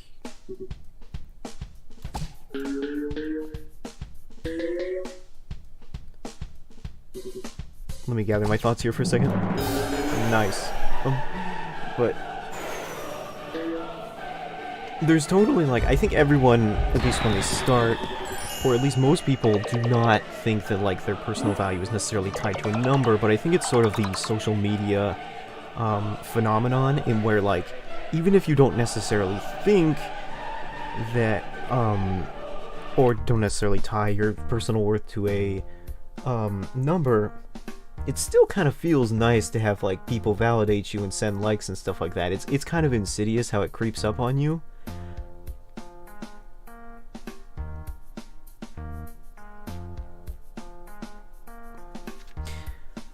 YouTube might have a rate limit on how much you can open up the same stream. They might. I mean, I haven't tested it, so I wouldn't know. It's a dry heat. I have a shirt that says that.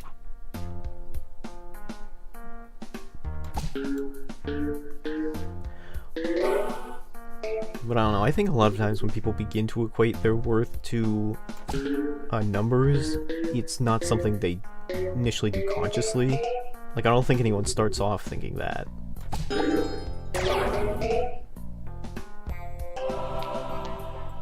Internet validation feels like an addiction. I mean, like, internet validation feels like an addiction. It pretty much is.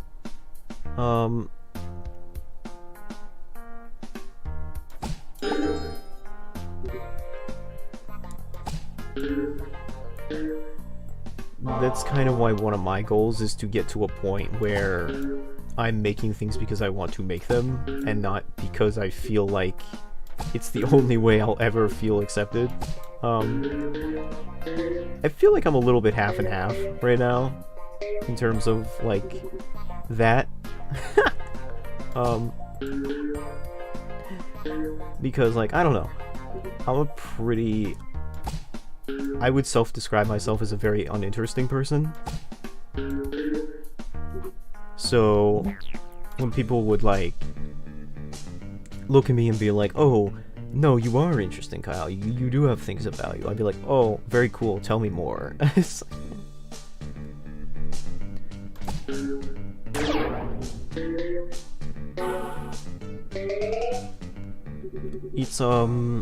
it can be difficult because I think, like, everyone in this world is looking for their meaning. It's the old trick question, what is the meaning of life? The answer is, like,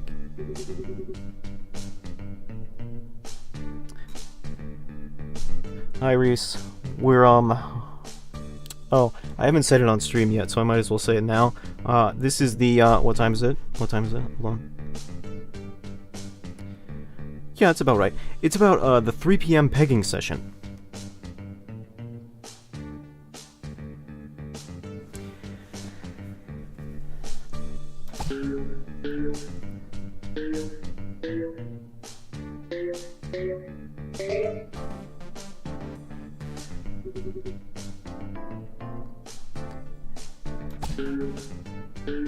But I do think that, like, who's Reese?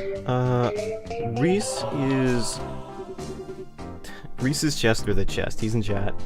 He's, I think he's gonna do something else right now. You can see him play Elden Ring with me and Max in some previous streams. We're going to play Elden Ring this Saturday as well.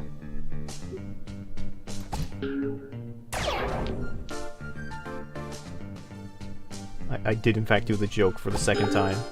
I did that on the previous Peggle stream. Amazing.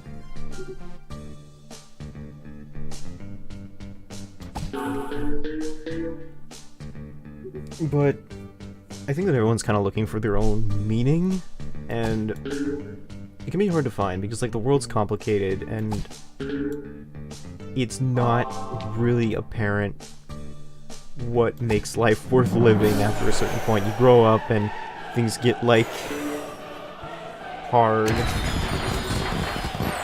So people have to divine their own meaning from nothing. And for some people that is, like, validation from other people, and that comes from, like, social media, and they don't necessarily realize it, because I don't think everyone walks through life being like, man, where am I gonna find my personal meaning to keep persisting in this inherently meaningless existence today? Like, nobody talks like that.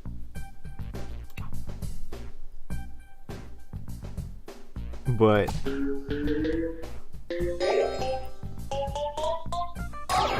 don't know, I think they just are looking for a reason like, a way to feel like, I don't know, way to feel alive, I guess. I don't want to project onto other people, I guess.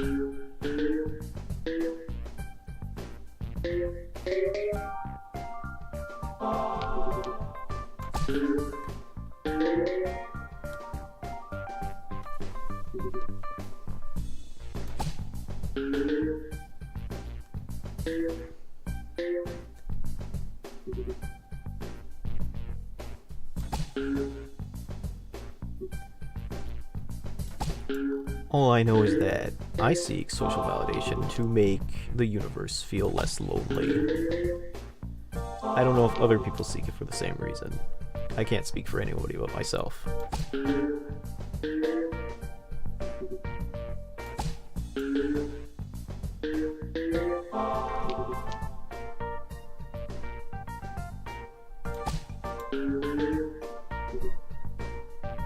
think I need to get rid of this.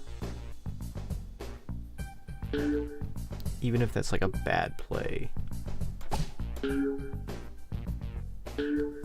Wow, wow.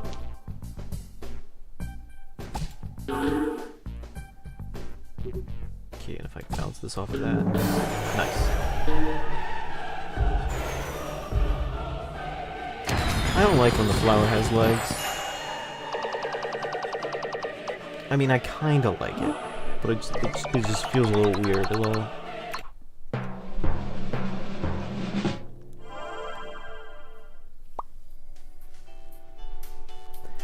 What a lovely dream that was. Oh well, back to being stuck in dirt.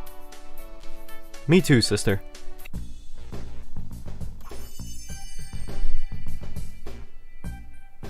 His dream is to be a firefighter. How odd.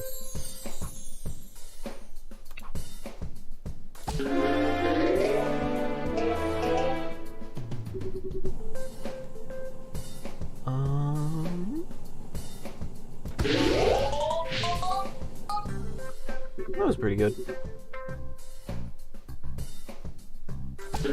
Though I fear I've kind of boned myself by doing that. I didn't actually open up the path to the other fireball.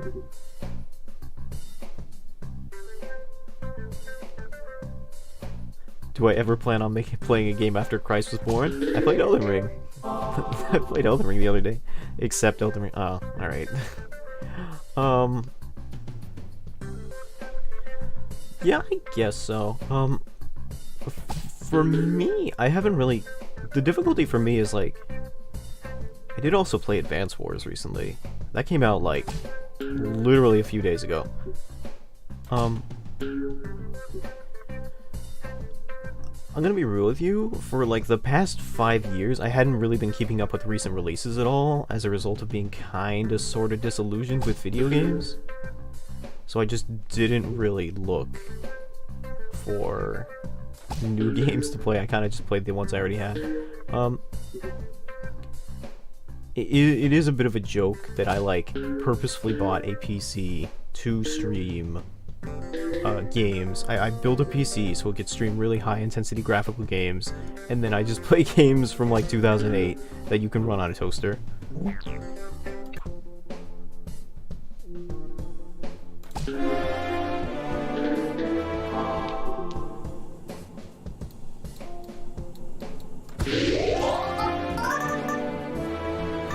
Oh, it's really good.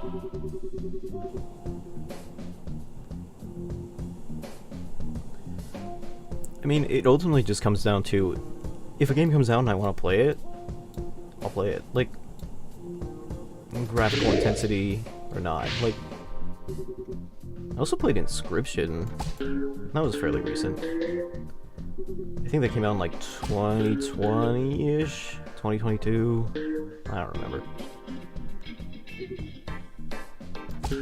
It was not a prehistoric game, that's for sure. I think a lot of the games kind of come off that way because they are not especially graphically intensive sometimes.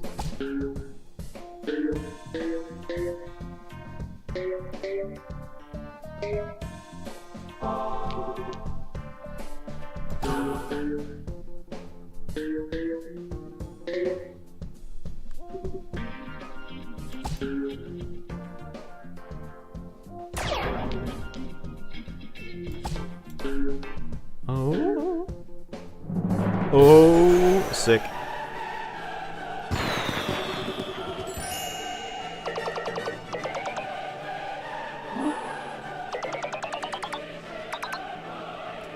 My general big fear is playing a long-term game. There is an inevitability to it. Eventually, we're just gonna have to play. How about the new Armored Core that's coming out? I've never played Armored Core. So, I don't know, I'd have to take a look at it.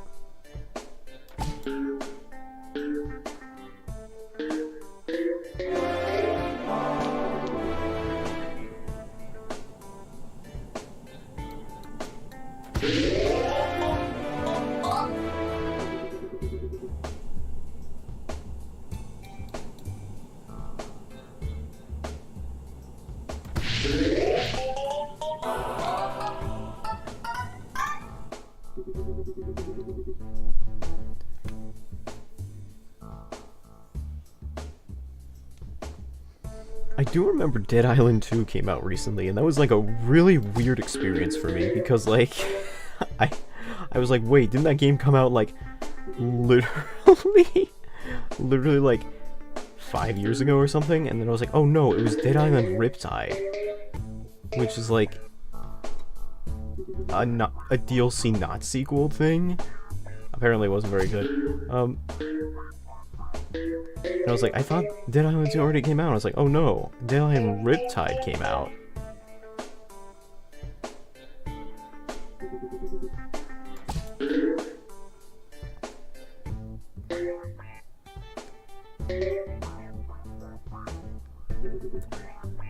I might play Tears of the Kingdom when that comes out in May.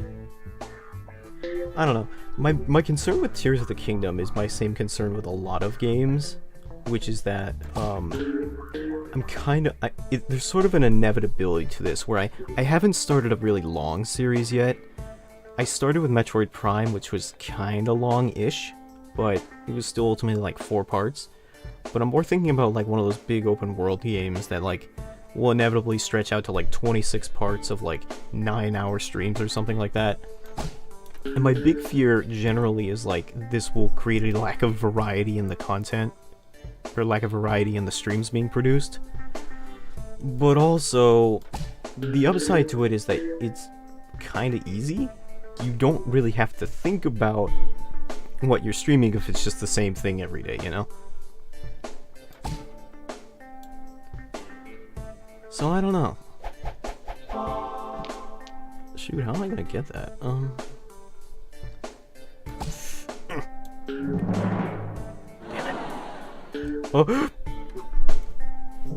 Okay.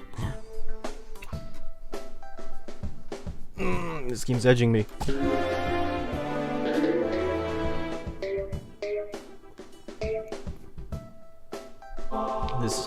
This game is putting me on the edge of glory like it's Lady Gaga. Lady Gaga.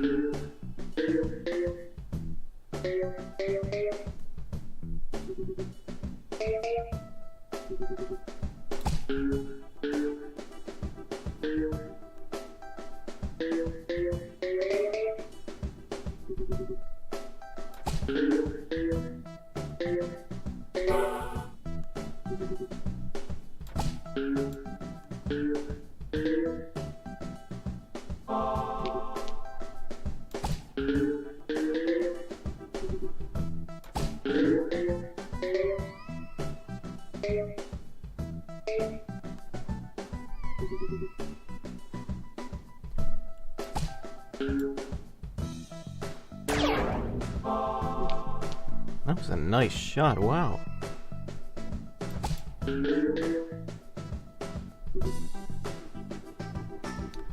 How am I gonna connect this to that, I wonder, though?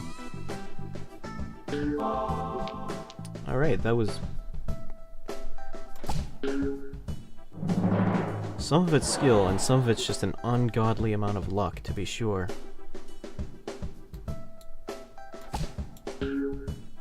on, hit it, hit it, hit it, hit it, hit it.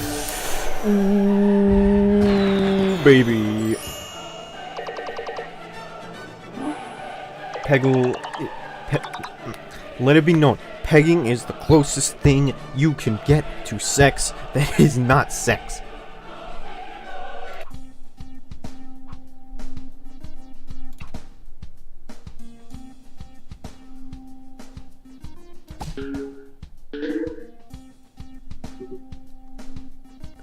I remember watching, like,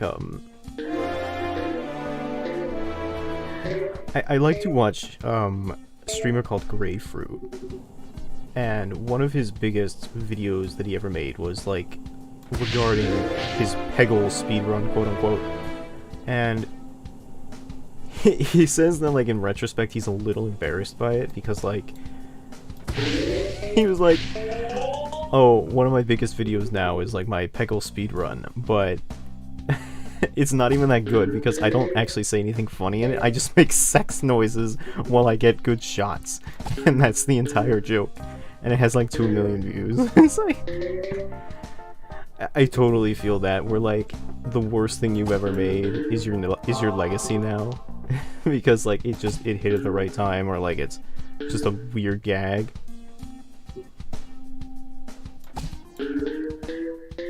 I heard that happens to, like, a lot of one-hit wonder bands, where they, like, make a goofy song and it ends up becoming really big, and they're like, I don't want to play this anymore. They gotta, like, go to concerts for the next 20 years, and in order to remain any kind of relevant, they have to play their one-hit wonder.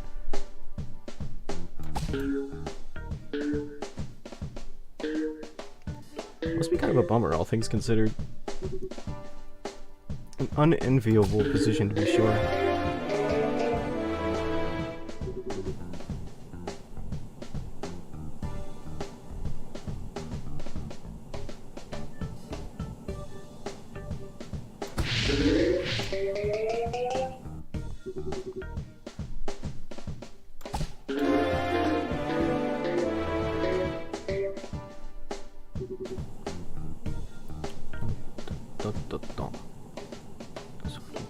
Bounce off that wall, like...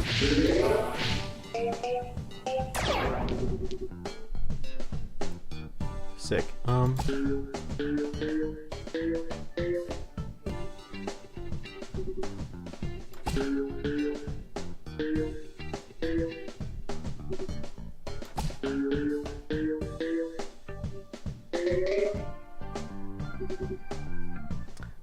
This might be doable.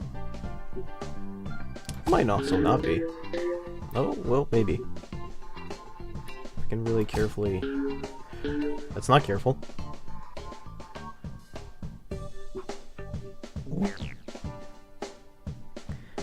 The number of time I've seen Wonderwall or Sandman being given as an encore in a concert is insane.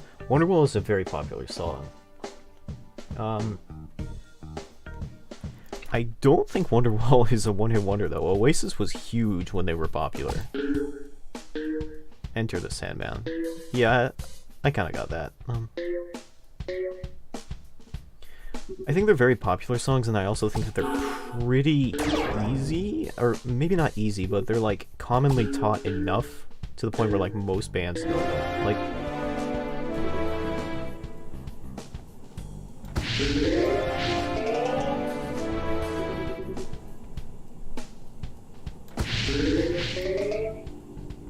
So if you just want to, like, play a song that, you know, if you want to play a song that's different from your usual set, but, like, it's commonly known, you can play the hit, and you don't have to work too hard for it, then yeah. I can imagine them playing that. I think that's kind of why it's the joke of, like, hey, play Wonderwall. Like, you own a guitar, play Wonderwall. Like, it's like, alright. Or like, wow, you know... You play the piano, play Piano Man. It's like... It's just a song that everyone ends up learning at some point, I think. So they just have you play it.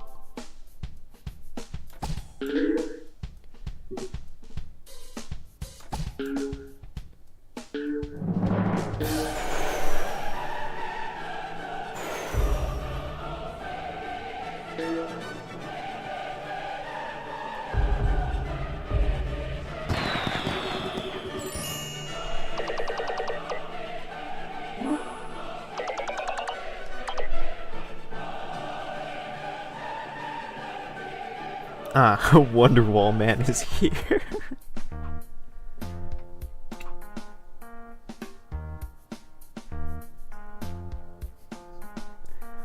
I do have experiences where, like,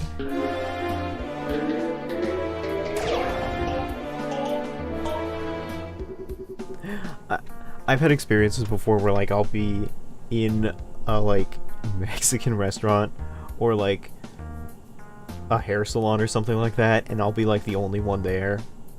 Or I'll be there with, like, my mom or something like that, and they'll be like, he's the only one here. We better switch it from mariachi to, like, pop music. And it's like, I feel attacked. It's like... like, bruh. It's okay.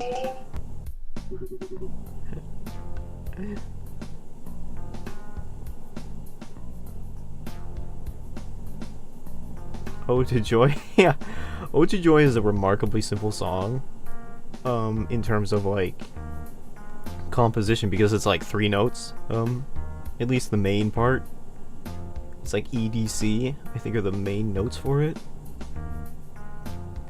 Because it's so simple, there's no reason to not teach it, I guess. So I can see why, like, maybe you were taught it 1,000 times. But if you were taught with, like, having to do the treble clef at the same time, that could be hard. I really struggled with the treble clef on piano. I just straight up wasn't able to do it.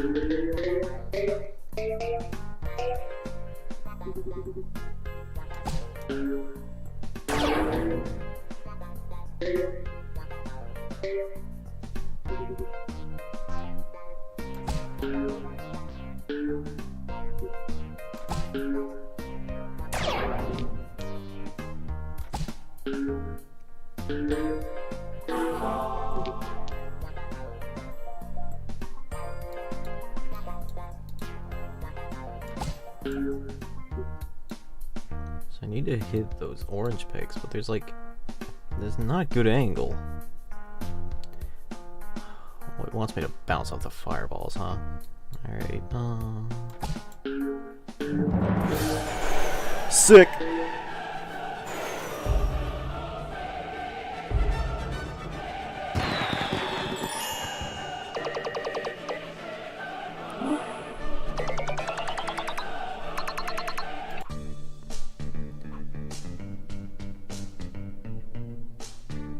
Letting off steam. I didn't know that Sir Cinderbottom smokes in his off time. That's very irresponsible for a fireman. Fire dragon.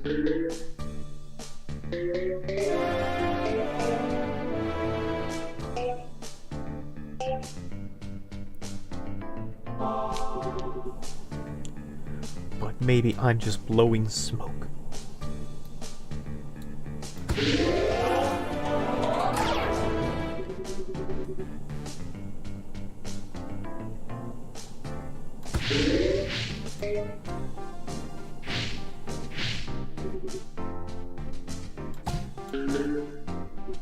Cleared most of the orange pegs already. Things are looking pretty good. What did they do to the soundtrack of this game? Why is it so good compared to the old one? It has like a really great, like...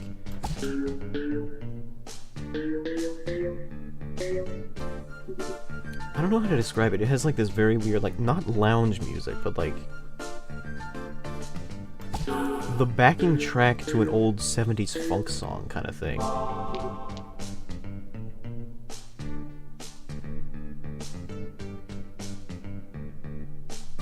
Like, I'm waiting for a dude in an afro to start screaming at me every time the bass line starts. I miss disco. People actually burned disco CDs in like the 70s because there was just too much disco. You don't see that kind of enthusiasm about music anymore. Nobody's going out into the streets and burning shoegaze records. Probably because nobody buys records anymore.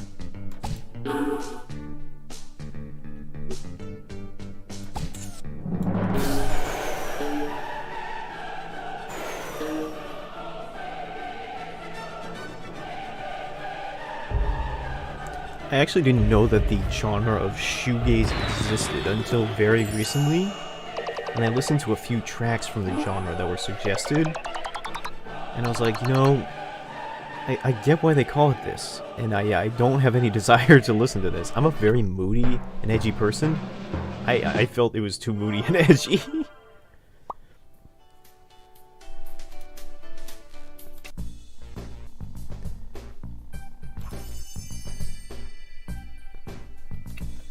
Rabbit wants to be Indiana Jones. I mean, alright. That's his dream? Weird.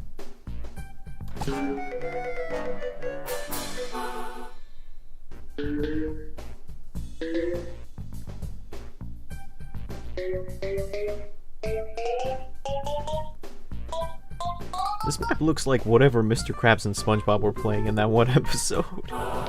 Who's that one pirate game or something like that? Where they stayed up all night playing it? And he was like, Mr. Krabs! I wanna go to bed!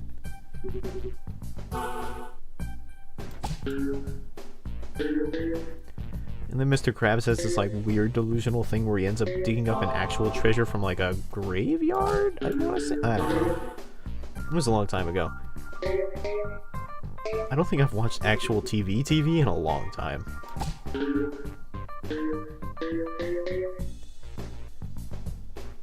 Is that supposed to say Helm's Deep? But it sounds like Helm's Hope? Helm's Dip.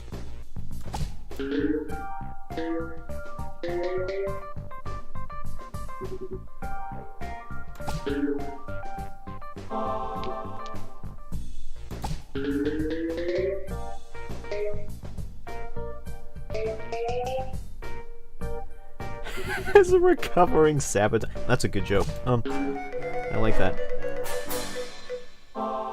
I'm still stuck to metal and can't force myself into the moodier stuff.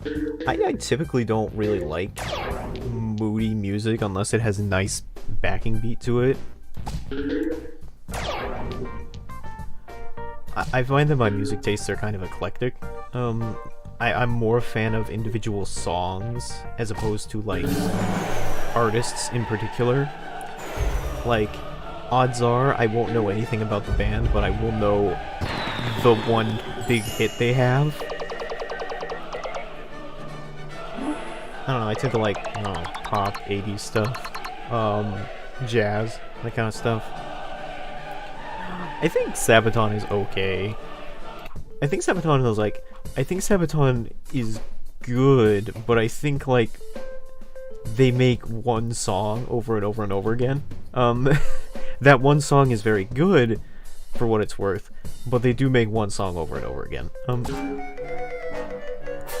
The only other metal band I think I listen to is Ailstorm, because that band's kind of a joke. They just sing about being pirates, and it's really silly and dumb, but I don't come to Ailstorm for, like, intellectual development. I come to it because I want to hear about pirates doing pirate things.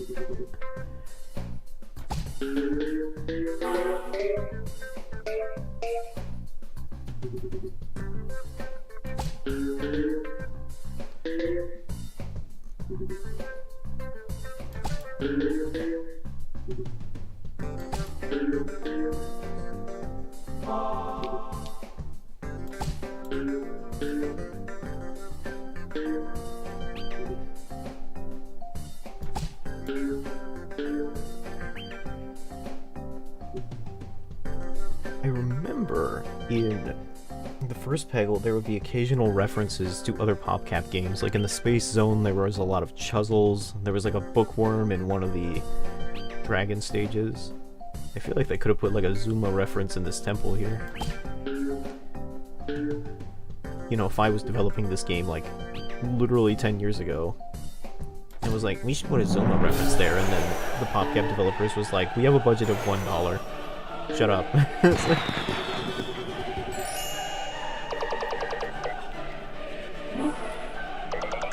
And I'll be like, well, that's the last time I tried talking to an adult as a fetus. I was not a fetus when this game came out.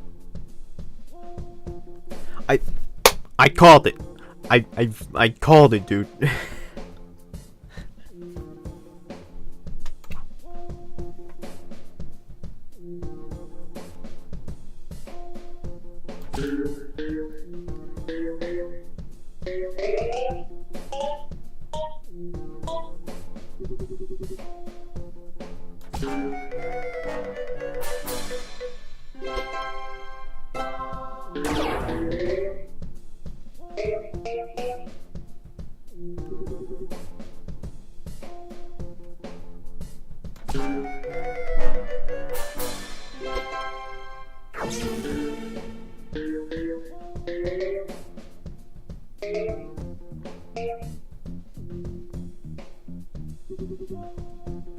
Zuma.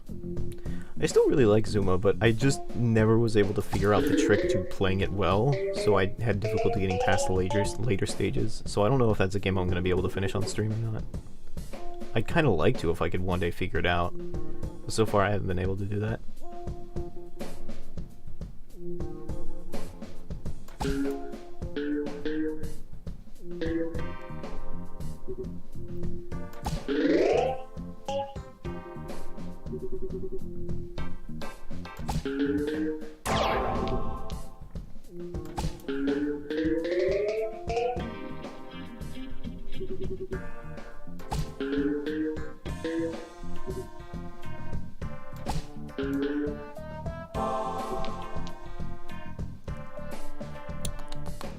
Okay, bunk, get in there. Nope.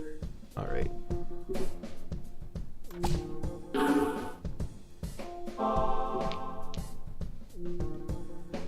I don't think I can do it this time.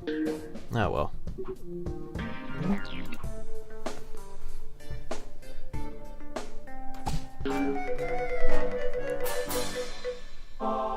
Tomb o' Doom.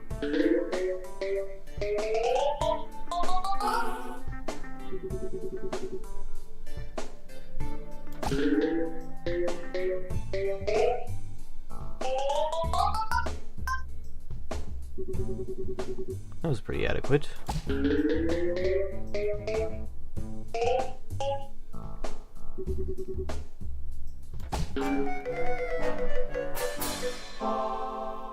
Two magic hats.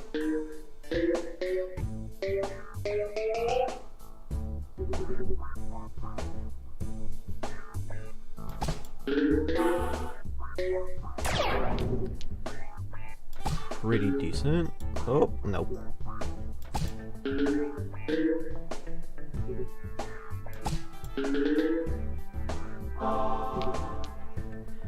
I think this is doable. It'll be very janky and awkward.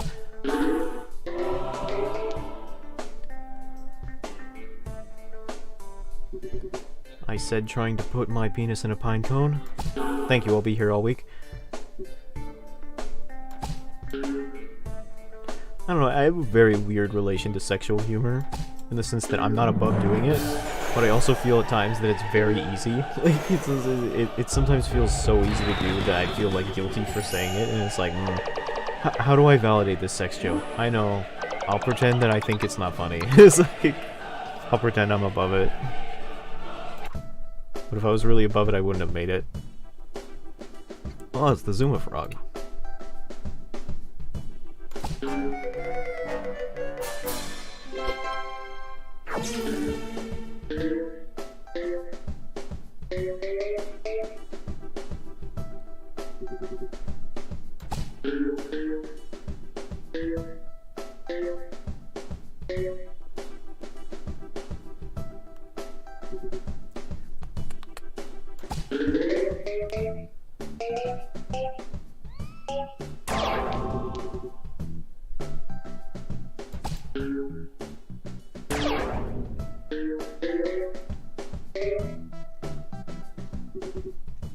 You get a lot of points for hitting pegs really far across the map, doing what I think is called the super long shot, where you hit one orange peg, then hit another orange peg on the other side of the map.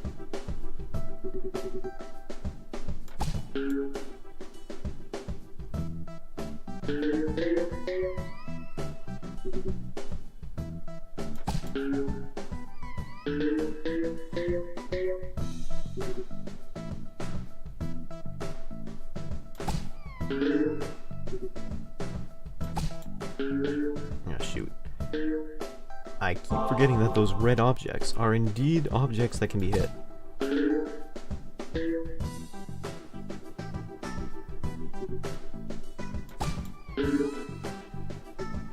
Okay. Now I just need to do some minor wizardry. I didn't graduate from Hogwarts for nothing. Minor wizardry achieved.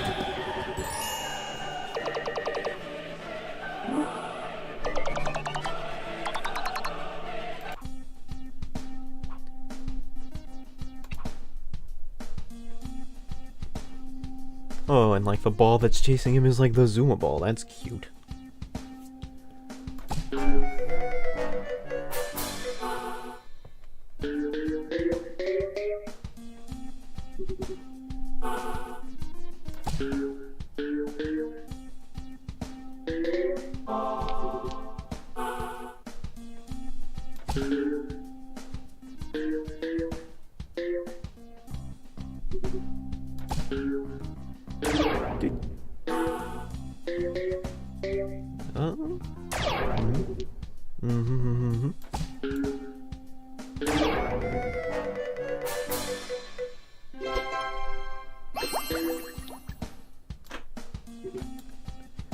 I don't know if these slippers will be especially useful in this stage if they're just being blocked by that other thing.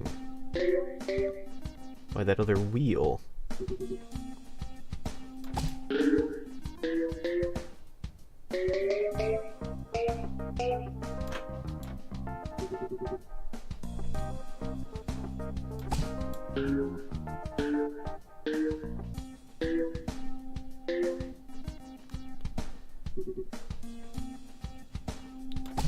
That ball bounces more than my check or my credit card is when my bank account is empty.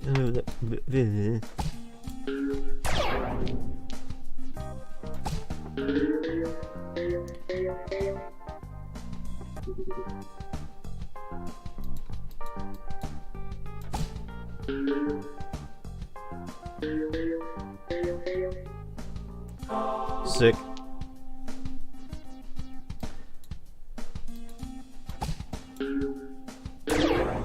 Absolutely spectacular.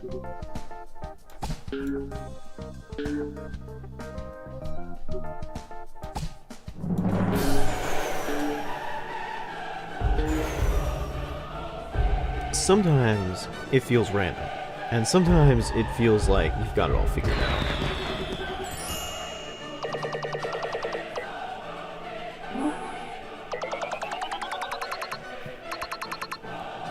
Yeah, it definitely feels like sometimes you just win some of these levels on the first try and others just take forever.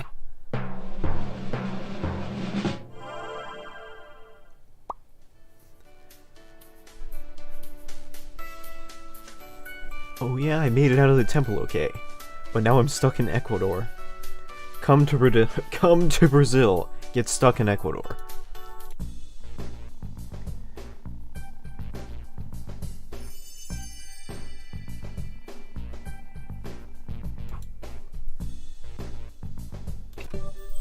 I don't think the owl spoke in rhyme in the first game. In fact, I know he didn't, because I played it yesterday.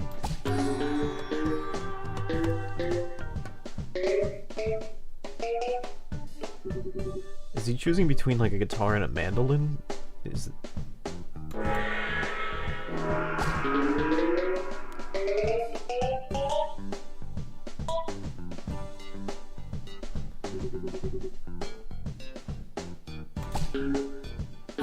Oh, oh.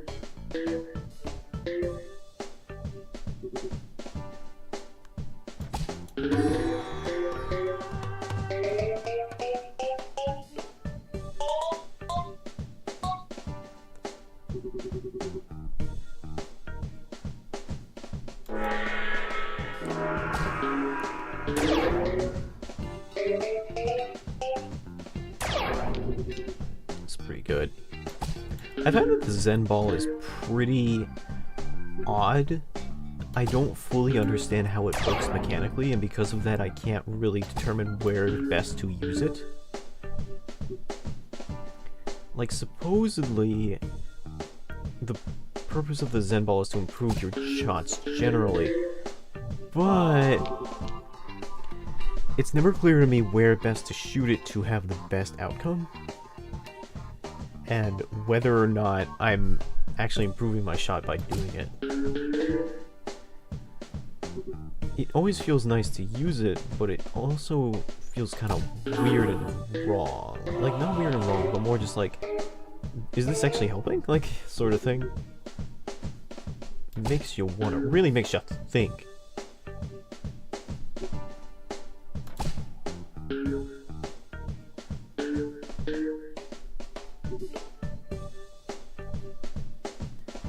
Ah, shoot. Am I gonna be able to bank this?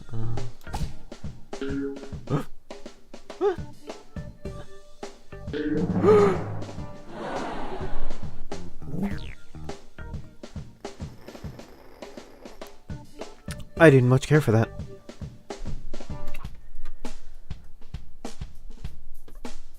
The amount of times that I've gotten so close to completing a level only to be edged out of it, this game is teasing me.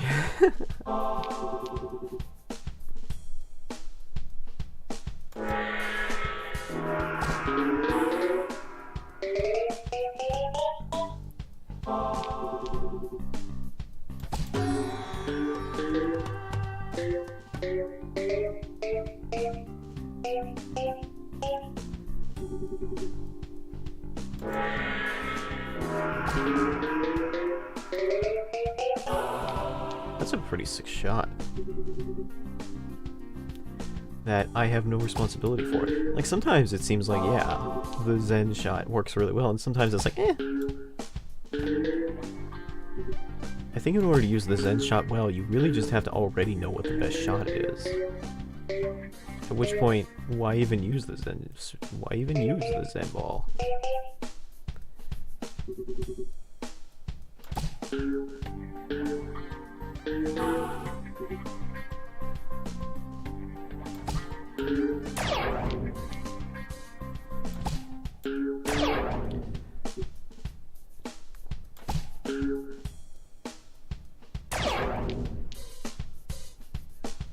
I think I can maybe hit the edge of it if I go like...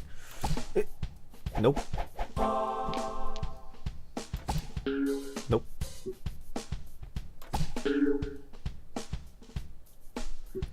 I'll just do it the old-fashioned way then.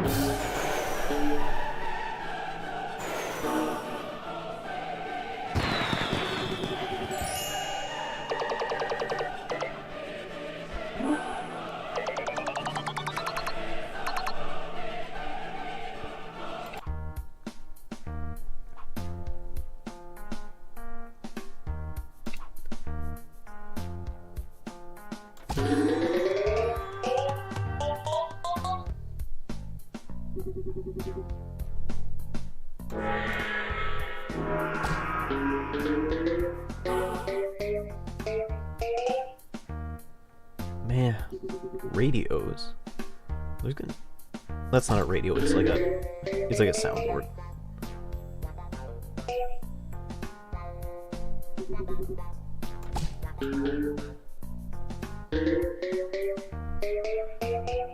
There's gonna be a day and age when kids don't know what a radio is, huh?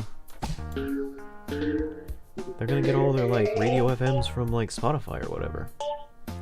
And even then, will anyone listen to them? Feels like radio's been dying ever since I was a kid. Can't imagine where it's gonna be, like, I don't know, 2 years from now.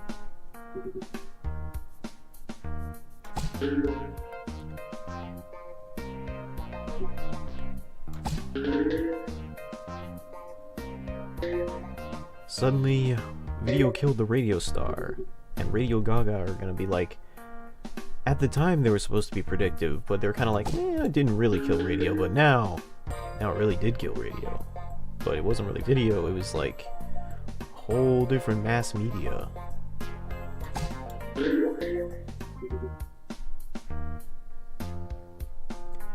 So I guess they were kind of right.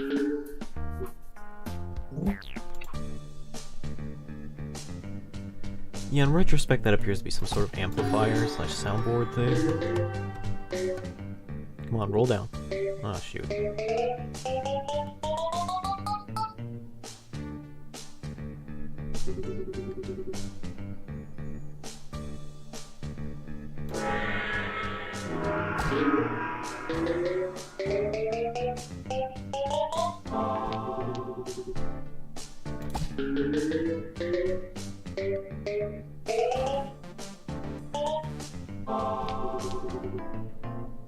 I wonder if there's a radio station in my town that I've just never heard of. I don't know, my town's kind of small. I don't know if they have a radio station here. Might have one in the next town over. I probably definitely have one in the next town over, if not several. But, I don't know.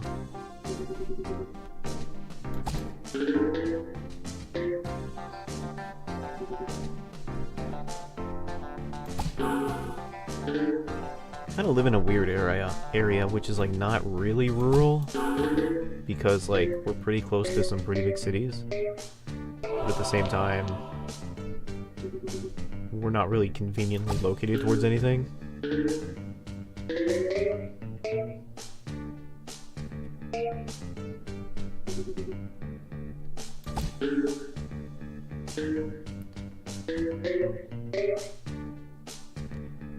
That ball was really stalling, huh? I guess it worked out. He got into the pit, but still.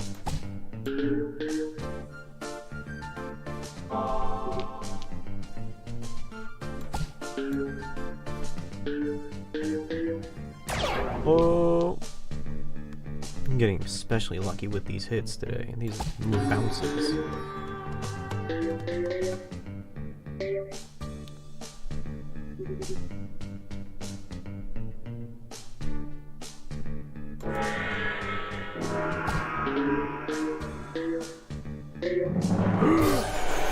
Yeah!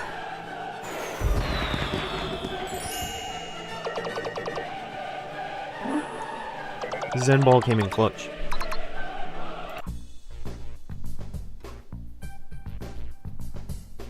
Forget the past, ignore the future, just sing. If only we could all follow your example, little bird. If only we could be so free.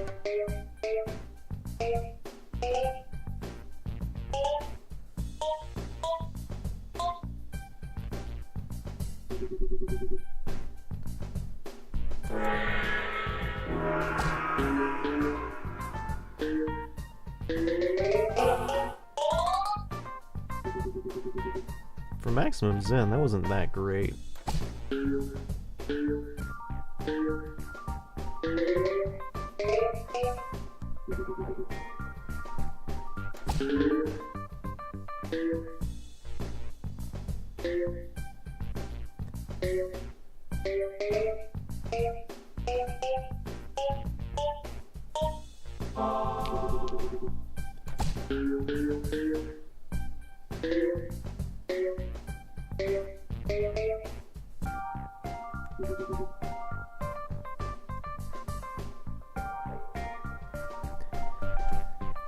God, I love time zones, single-handedly preventing me from watching live streams like at all. It's 2 AM here. Oh, wow. I'm sorry to hear that you can't sleep, man. Like, yeah, I've been thinking about, like, I often think about, like, when and where to stream. When and where. I always stream for the same place, what am I talking about? But, like, more like when to stream. Because you want to hit... I always felt like hitting a certain time frame would be good for maximum viewership, as if more than one person is going to come to the stream. But...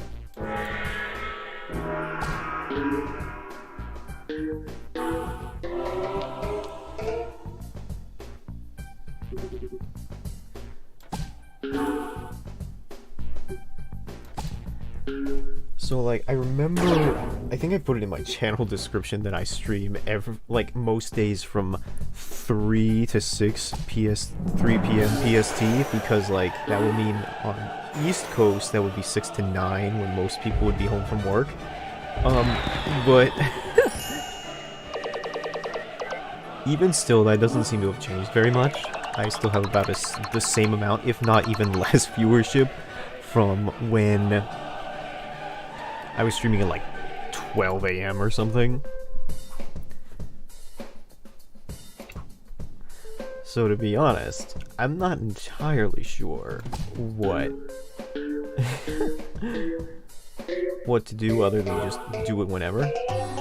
Oh, his band is called The Who. That's very clever, very funny. Because he's an owl. Like, I'm acting like I'm angry, but I do like it. I think it's very funny. There's not enough money.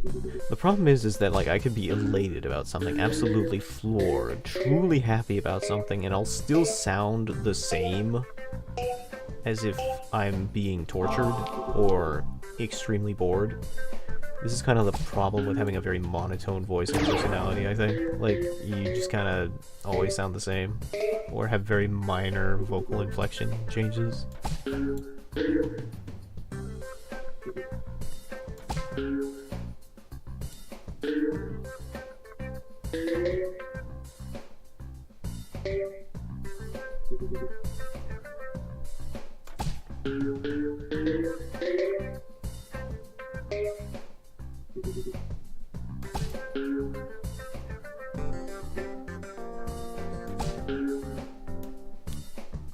That was bad. A lot of these shots are just straight up bad.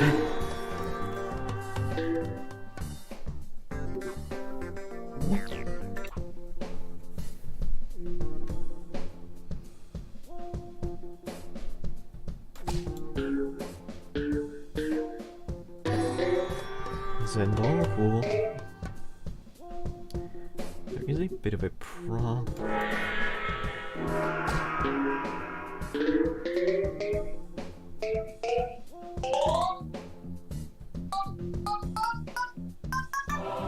It's very good.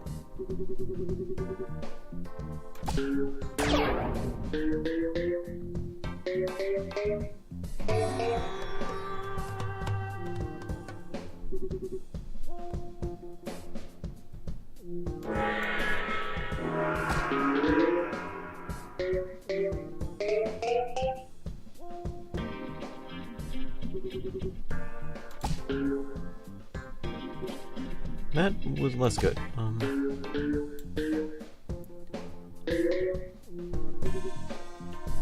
Okay, so it's just this side now. Easier said than done, I think.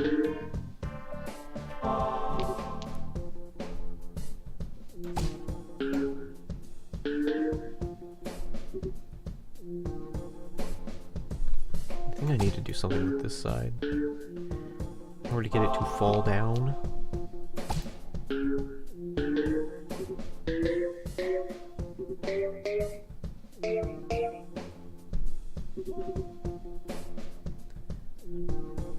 There's still so much stuff in the way. What a nightmare.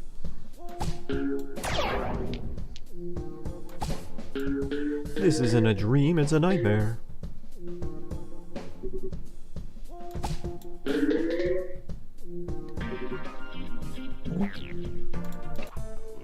So close yet again.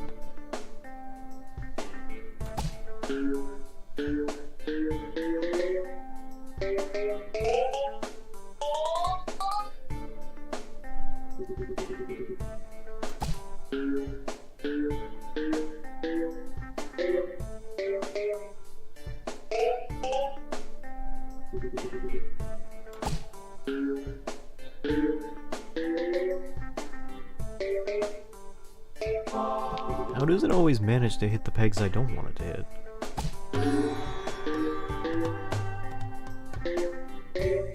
This ball has the same kind of vision I have when I'm looking for ketchup in the fridge. It's right in front of me and it just won't hit it.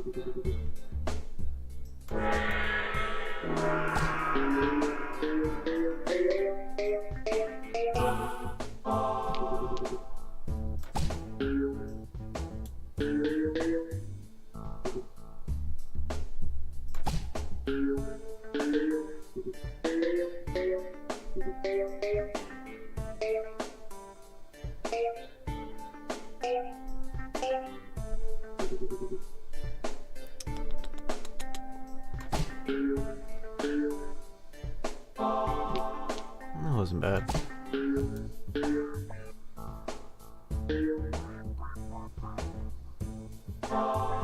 And the challenge of this level, I think, is that there's a tremendous amount of clutter involved. Just a lot of stuff in the way.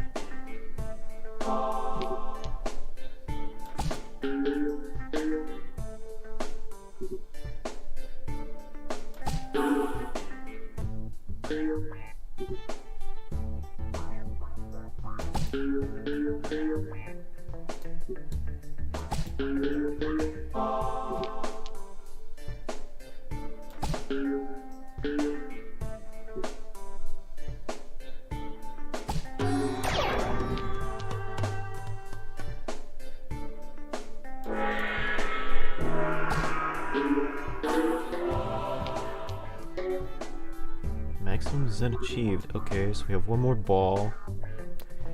And it's not... Both of them are on the opposite sides of the map. We got a real split here. This isn't good.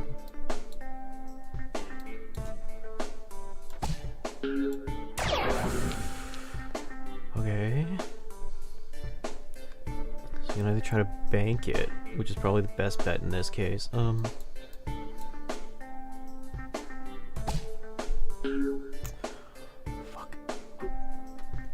No! This happened twice now, where I'll be like one peg off, and I biff it. I whiff it like I'm going for a ball with holes in it.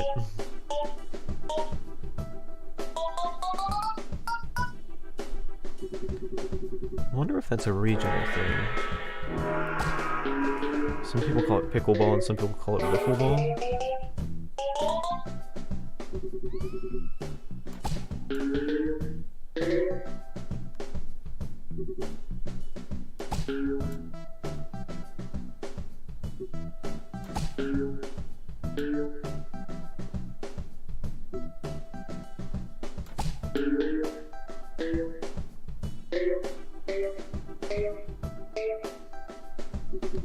It's a shame that we lost the ball there, but...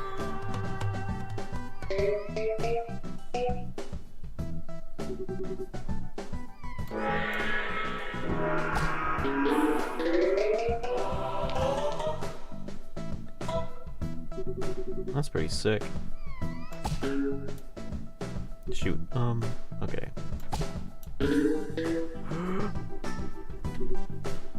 Oh, but there's only one ball left. It's this again. Alright.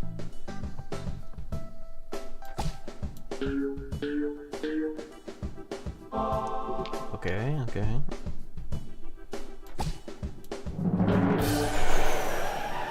Got him!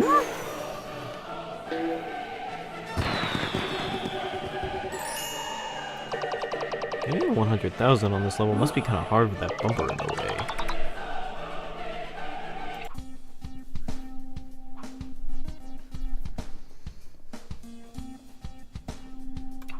Feel the noise.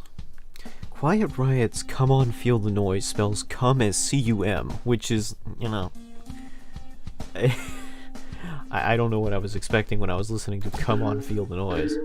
It's a very rowdy little song. I kind of like it though, it is nice.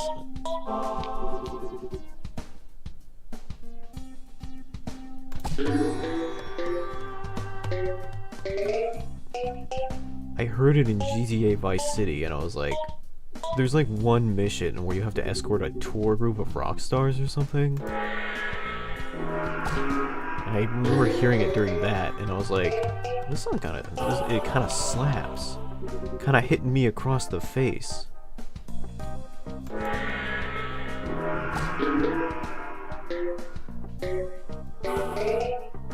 This song leaving red marks across my scalp with how much it slaps.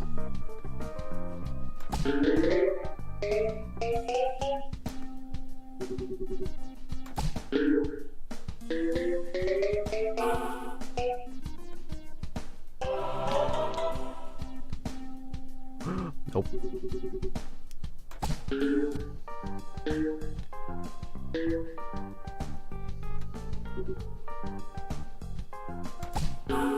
Oh? You whore. I can't believe you would do that to me.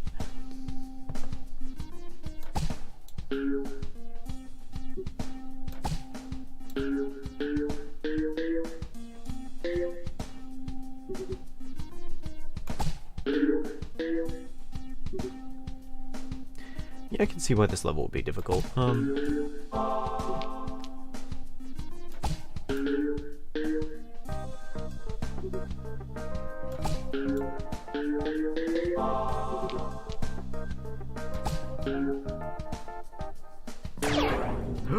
Nope.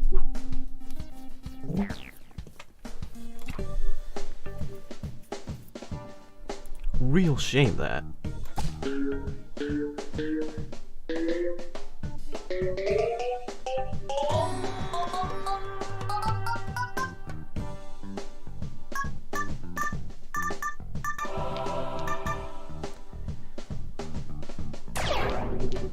They really give you a lot of opportunities to just launch this shit everywhere.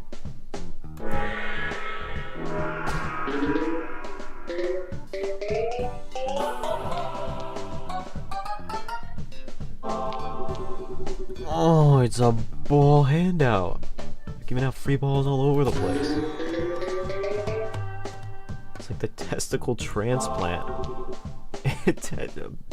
I'm done. Testicle transplant van.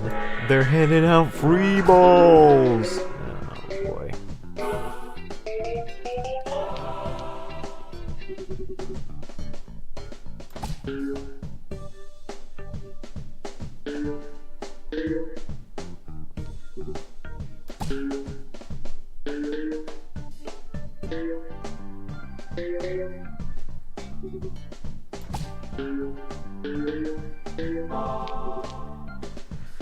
Alright, I can do this.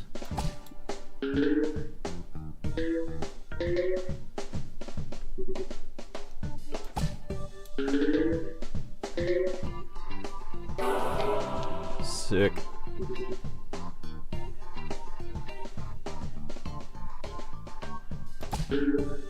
Okay. This should be pretty straightforward now.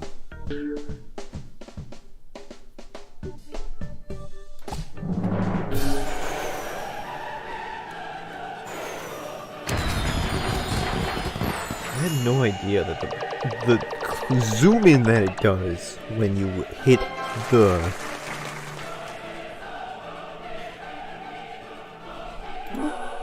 zoom in that it does is called the fever cam.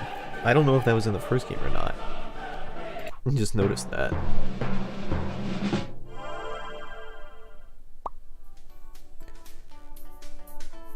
Enlightenment comes with the purchase of not 1 but 2 tickets to paradise. Pack your bags and leave tonight.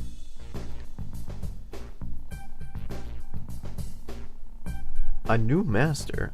She wasn't in the first game. Have you ever beaten a shark at Peggle? I have. They get so mad. I spent 6 years developing my Electrobolt power. It zaps every peg in a line to the free ball bucket. Even the tube worms agree. It can't be beat. Now I gotta find the Peggle Institute. I want my diploma. The sponges say this way is perilous. Oh, dangerous galore.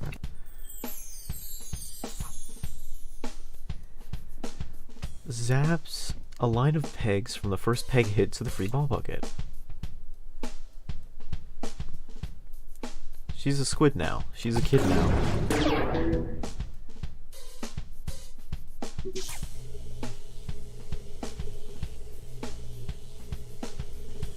Guess we're gonna see how this works.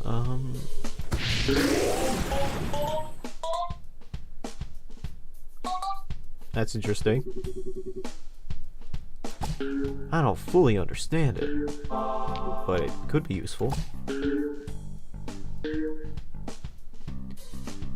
Is it based on trajectory? Like, did it go in that line because...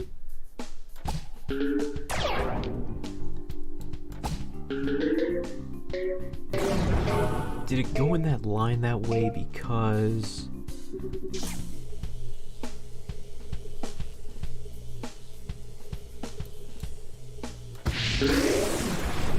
Oh, it's based on where it can get to the bucket from. I see, okay. I can see that being pretty useful.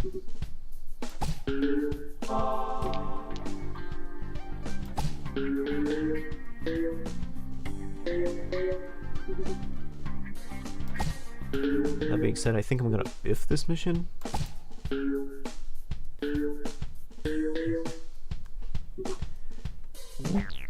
Bramer.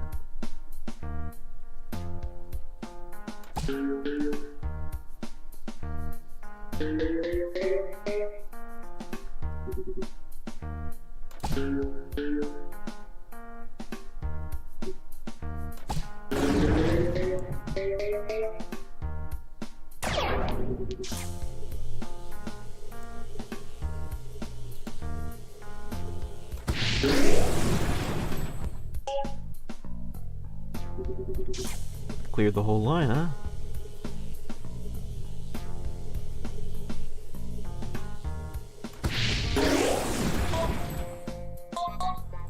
That is extremely useful, wow. As long as the pegs are set up in the right way, though. If they aren't aligned well, it probably doesn't help much.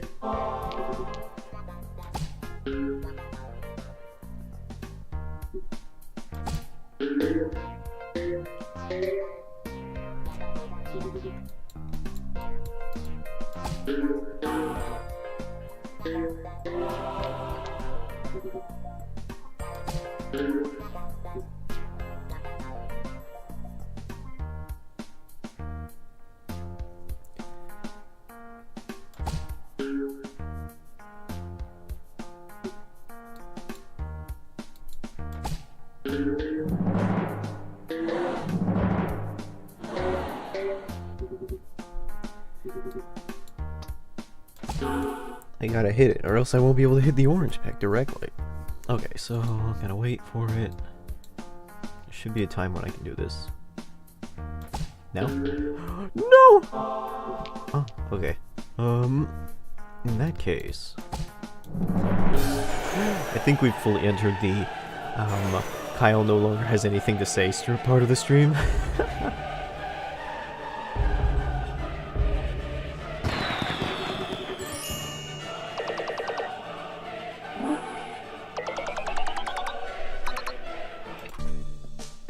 Ouroboros.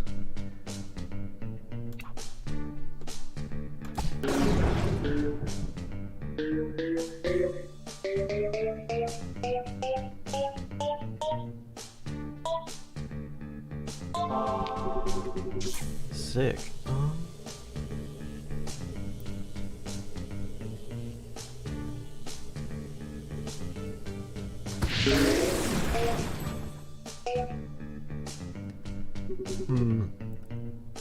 I think I shot it too early there.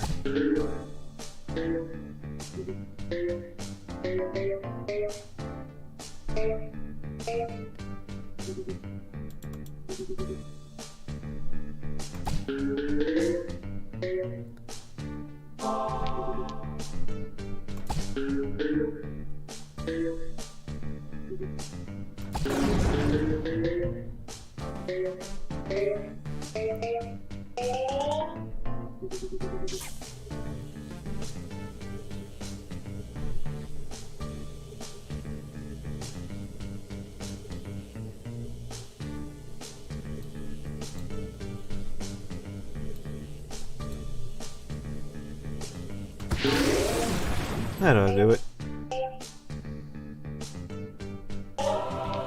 Nice, we got the ones at the bottom there too.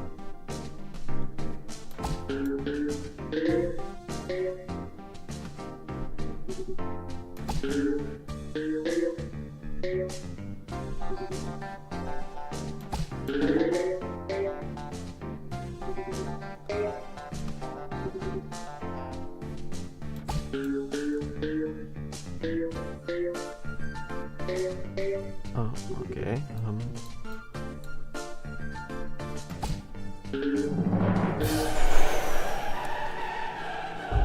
Excellent. Shoot.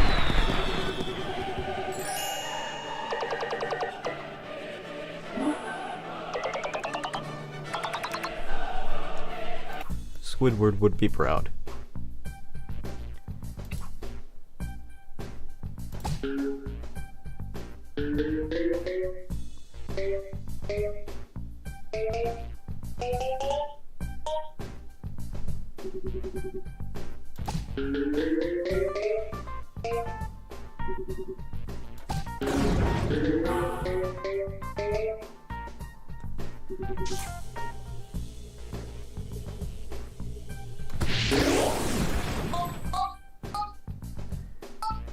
This is a very weird line that they curved.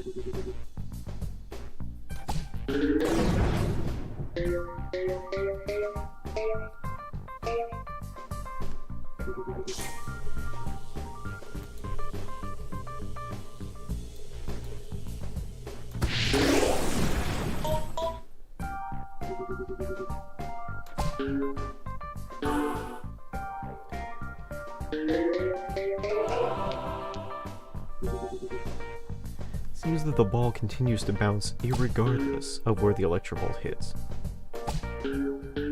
Or rather, the electrobolt is just an after effect of where the ball hits. This is gonna be rough.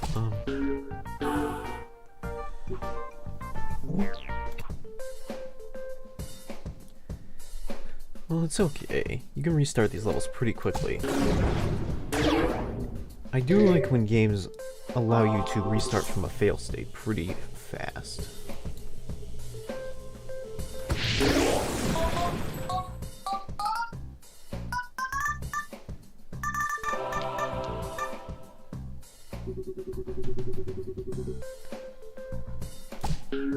Old platformers would have, like, sometimes games would have this problem where the fail state would be incredibly long. I think Castlevania Symphony of the Night, when you died, you had to go through, like, the you failed cutscene over and over and over again.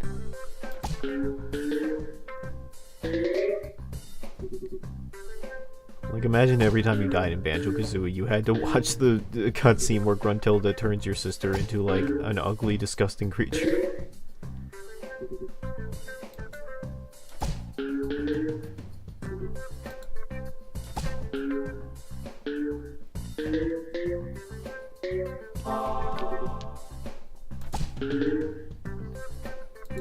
I missed.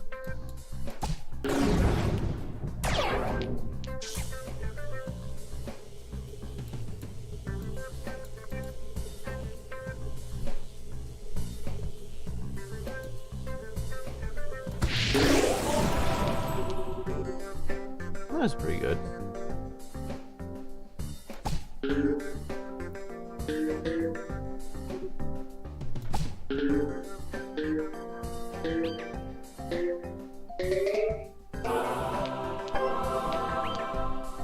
Ooh.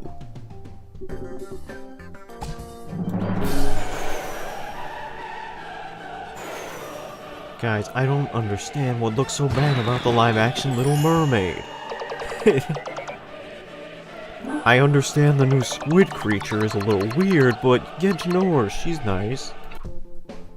I don't know what I'm talking about anymore.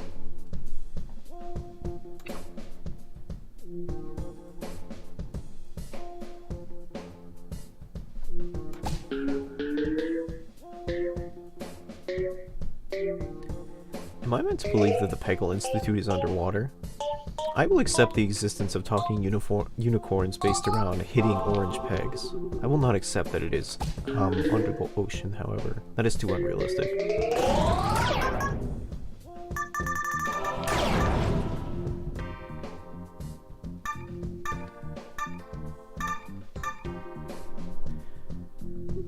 That was a real water slide we just had, huh?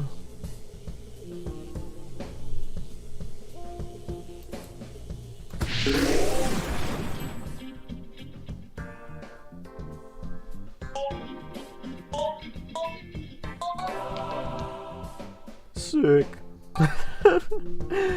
Nice voice crack there. Man, if streaming didn't bring me back to my Let's Play days of 2015, the voice cracks surely do.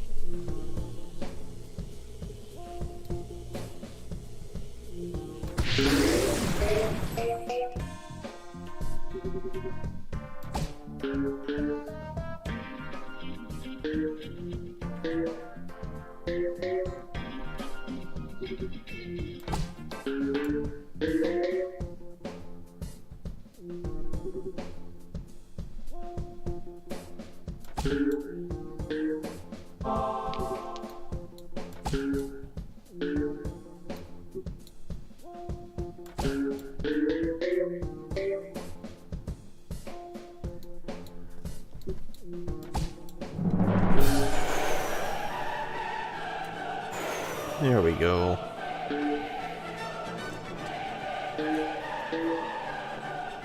I think that level was a lot easier because I just got the crazy slide in the beginning. The real slip and slide from Whammo!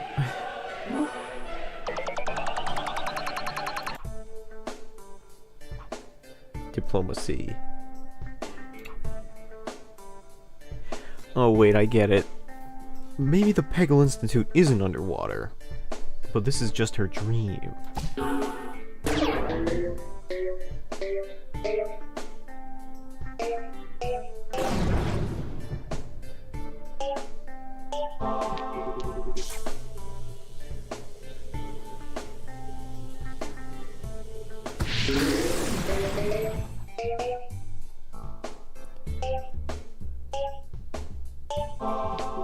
I too wish I could afford higher education.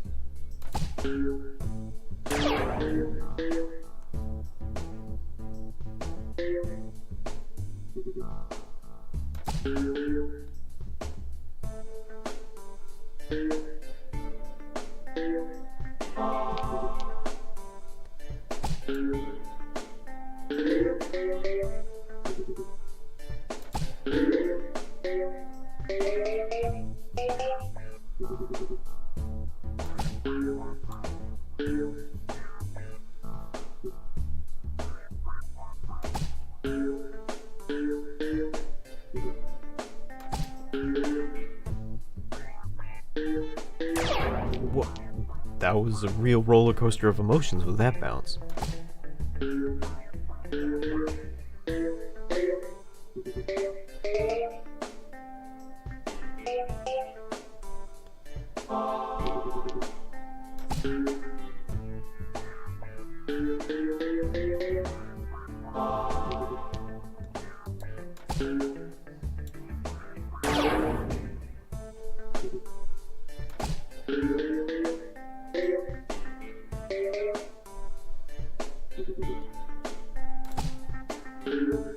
Shoot.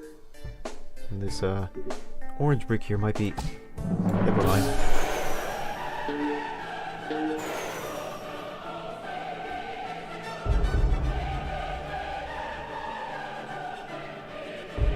Forget I said anything.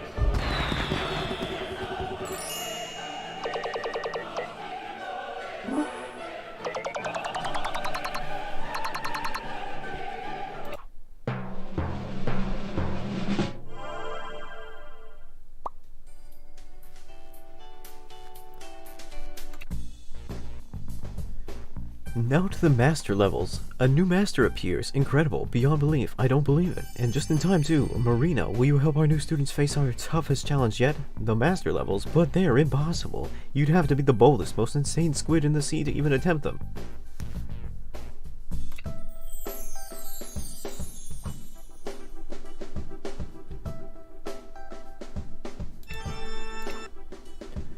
I tend to have a bias towards Spooky Ball because that's a very good ball.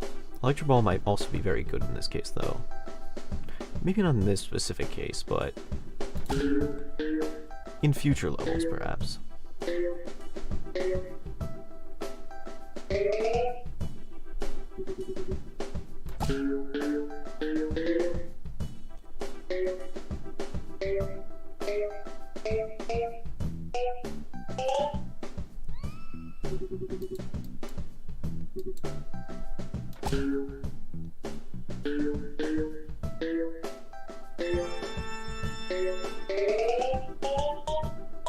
That boy's bouncing a lot.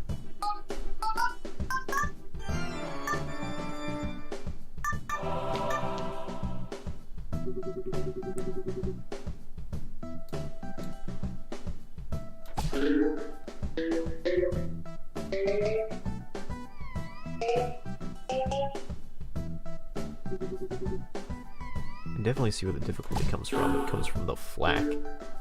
There's just so much junk in the way. It's like trying to take a walk through my bedroom.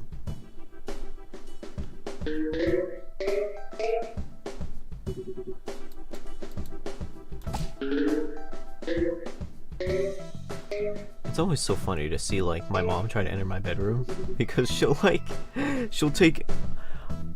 what was it, Neil Armstrong moon steps, trying to step over all the garbage that's on the floor.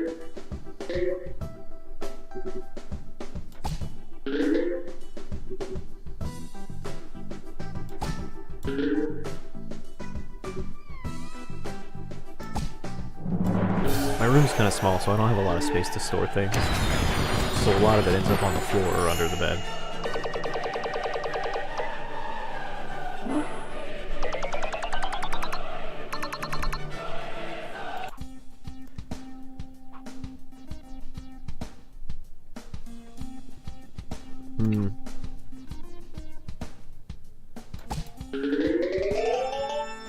Oh! That's a very interesting level design thing. I see it's meant to all connect.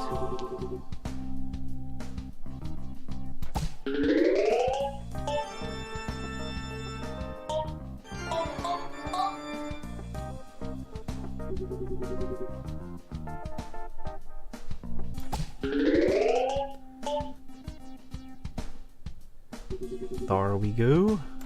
Well, it seems like the first part of this level is pretty straightforward. I imagine it's the rest that's hard.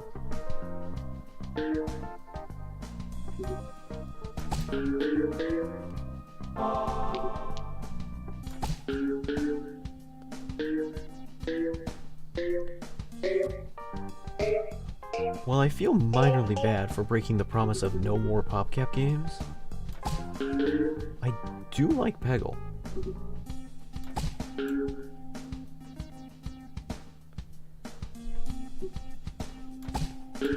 A lot more than I thought I would.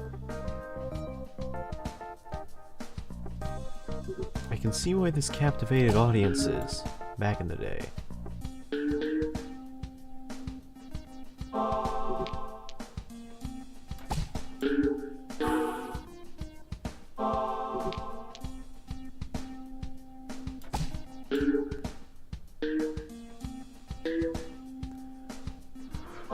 Okay, I'm gonna have to do a crazy bank shot, I think. Nice!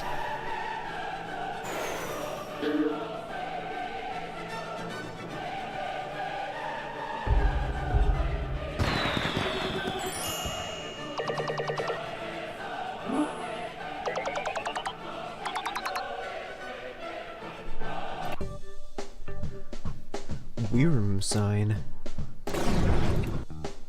You know, I think actually this would be very good for this level, because all of them are in a nice, succinct line.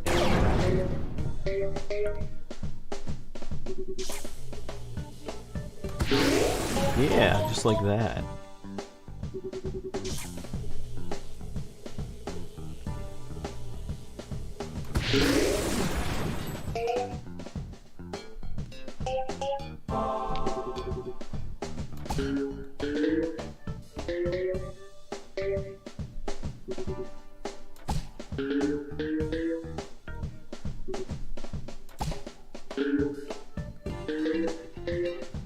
Those walls move back and forth, so this may require some brain power, some level of timing.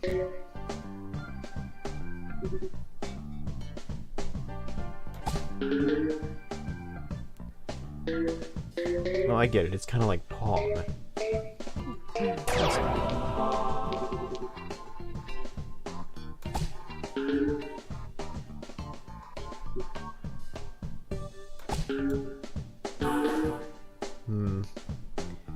Hitting that orange peg's gonna be kind of difficult.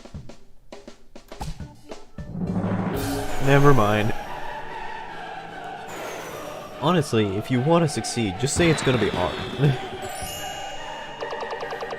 That way you'll jinx it, and then it'll be easy. You gotta reverse psychology the universe.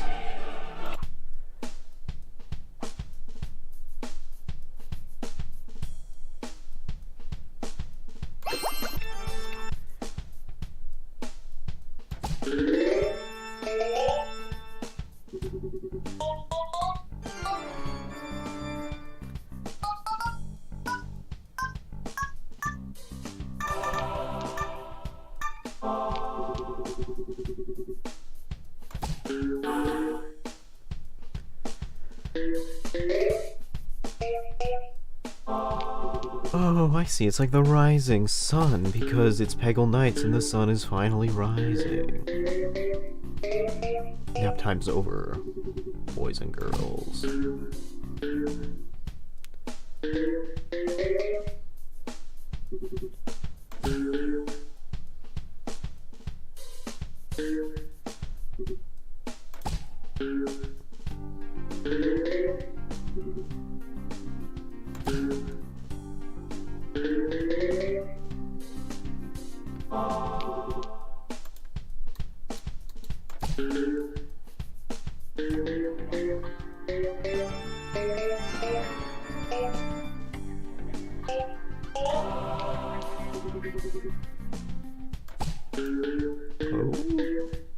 Okay. Oh, I see. There is a thing in the way.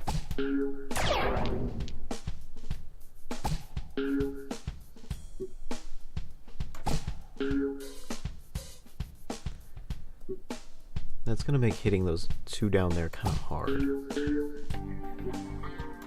Please make it easy.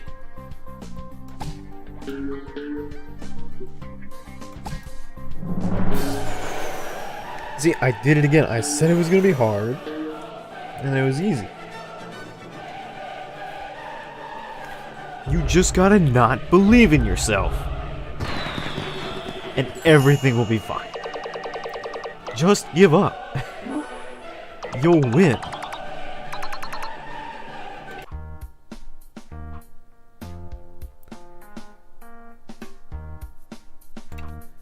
Shadow Shine. Well, those are barriers, aren't they?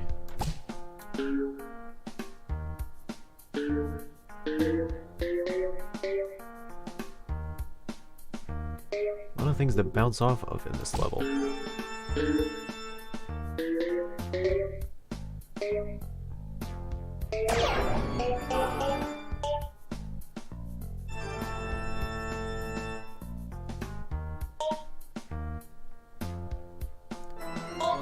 Well, that wasn't a very good one.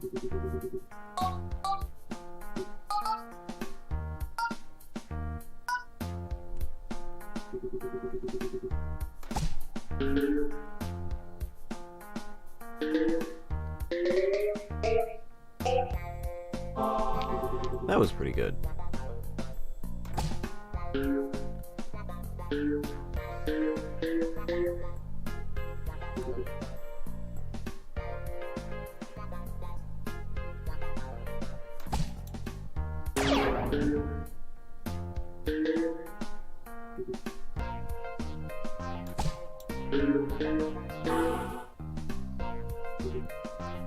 Okay. Think.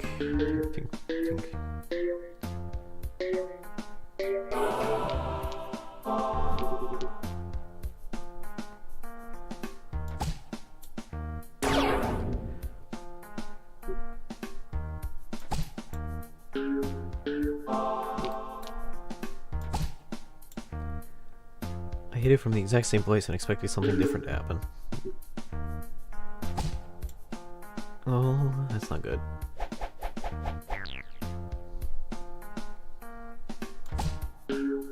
That works.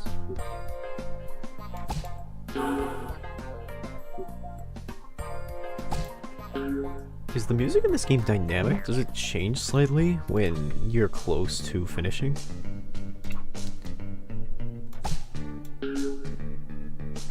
Because it felt like the music picked up when I had only 3 pegs left. That would be a fascinating detail. An interesting touch.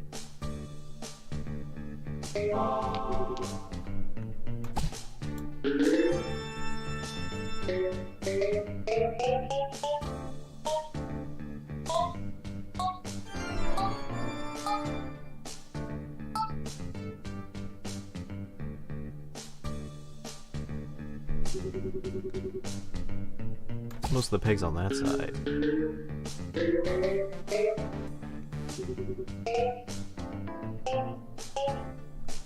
Most of the pegs on that side.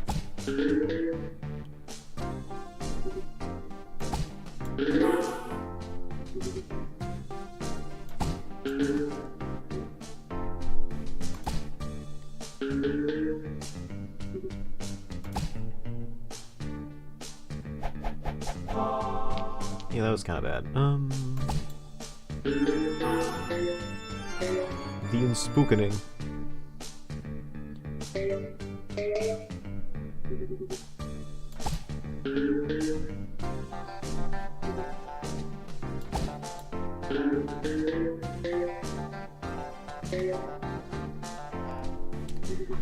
Ooh, getting the bottom ones is difficult.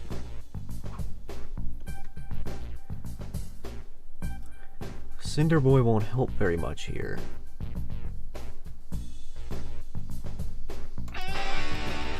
This may honestly be... It's a weird strat, but it might honestly work. I don't usually think the Moldy Ball is very good for anything, but in this one specific instance, I may have been wrong. Man, I thought this was gonna be so hard.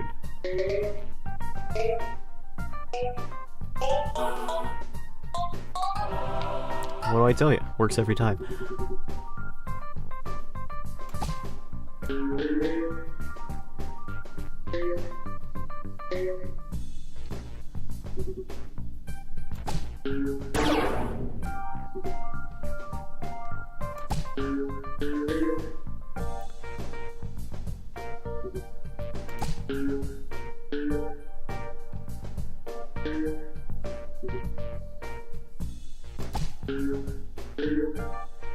So let Pegs on that side. I need to bounce off the wall. Get wrecked. Come on.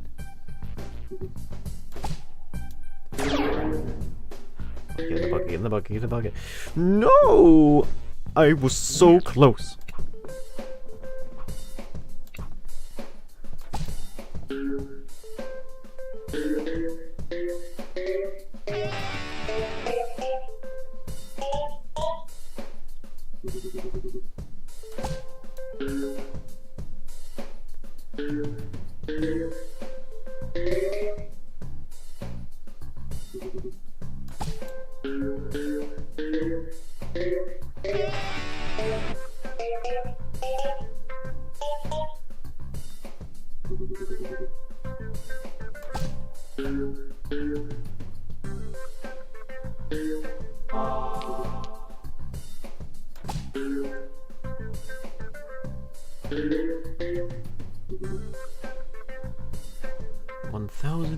Peggle Nights. It's not a statement, it's not a joke, it's just a thing that was in my head and now it's forced on you.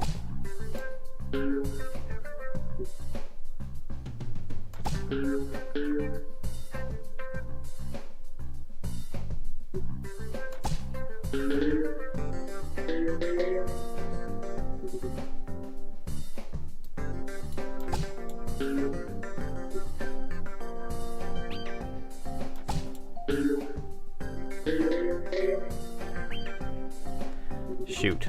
Alright. Would Zen Ball be better? Mayhaps.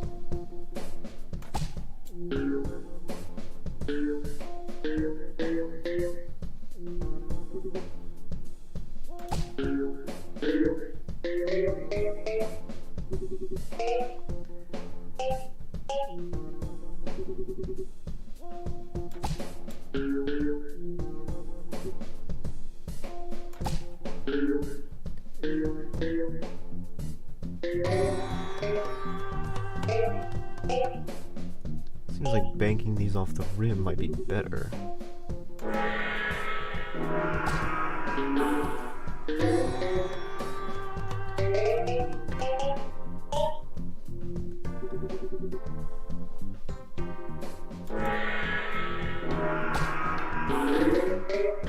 What? That's amazing. I was looking at it go straight into the drink and I was like, what are you doing? How is that more zenful? And then my eyes were opened.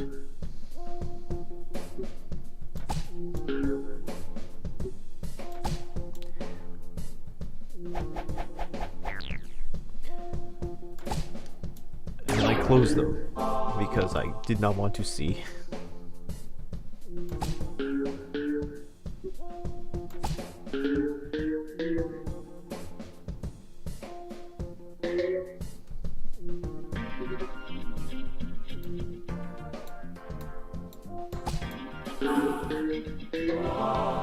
Sick.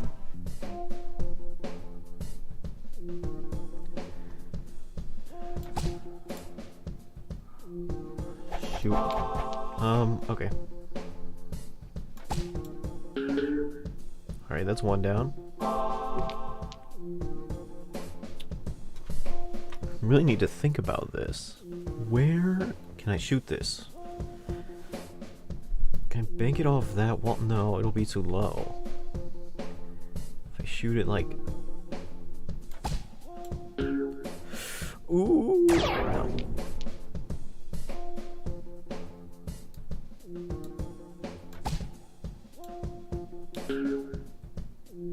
No, it's too low. How am I ever to do this?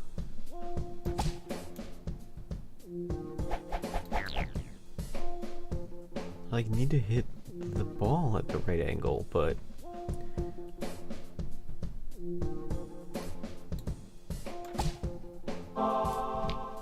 that was too far.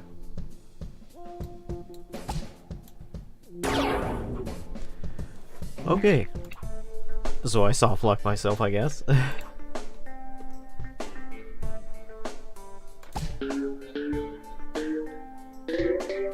A real shame, you hate to see it. But what can you do but keep pegging?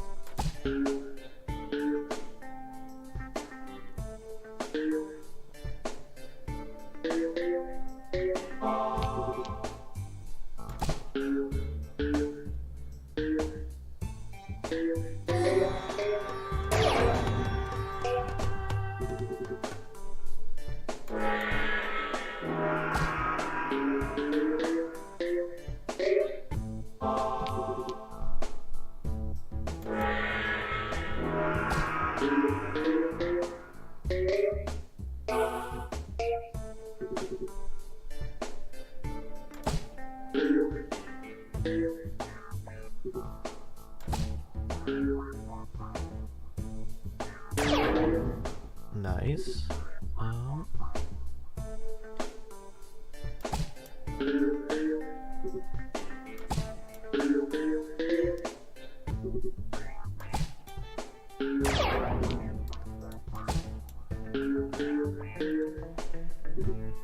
Get all of those. I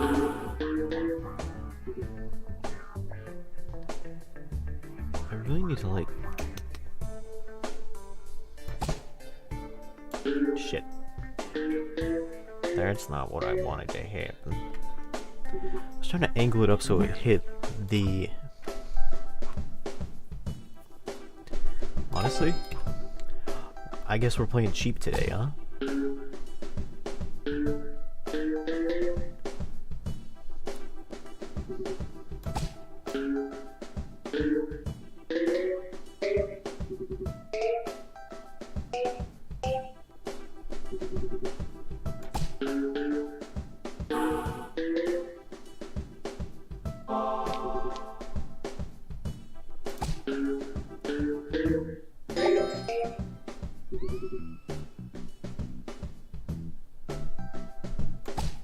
It has always interested me that the position of the orange peg changes after each reset, which implies to me that there isn't a real strategy to where the orange pegs are placed. Or rather, that the Peggle engineers didn't really consider it important, and that the position of the orange pegs might make it easier or harder.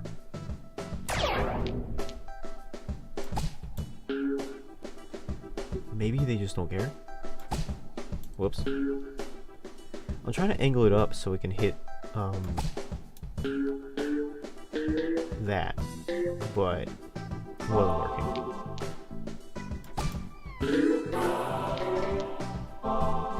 Could this be the one? Four balls left. There it is, boys! Through the cosmos, balls whacking together, we have created the universe.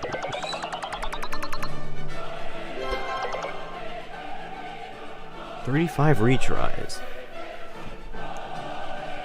Over the course of 5 stages per stage, times 12, 60 stages, that's about one and some change retries per stage. That's not terrible, I think.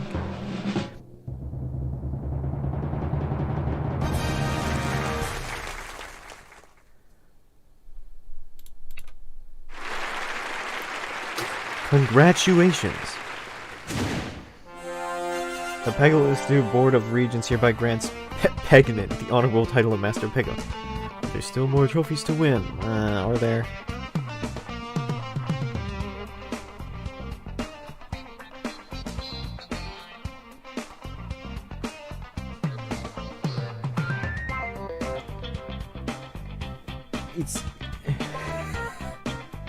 It's wild to think that there was like a time where you could just have 3 programmers on a game.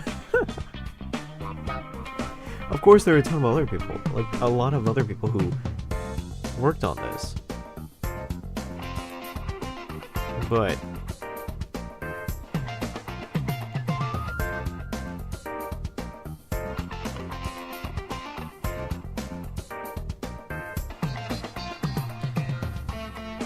it seems like some of these, like, it's just kind of odd to me. Like,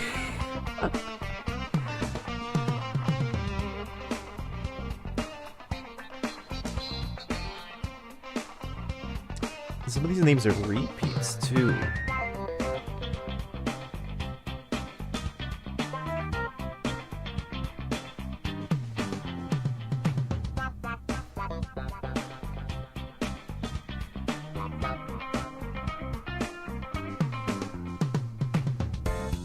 This team is relatively small, and I guess that is very much the result of it being a small production. And I don't know, I'm so used to seeing even minor games with incredibly long credits lists. So it's kind of surreal to look back on this and be like, wow, you really didn't need that big of a team to make a game back then. And I understand it's a casual game, it's not like a super big AAA production or anything like that. But even still.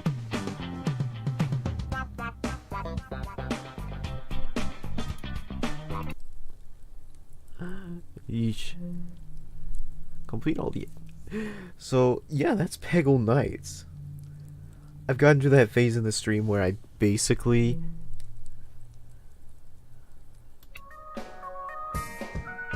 What? Sunny Spring levels?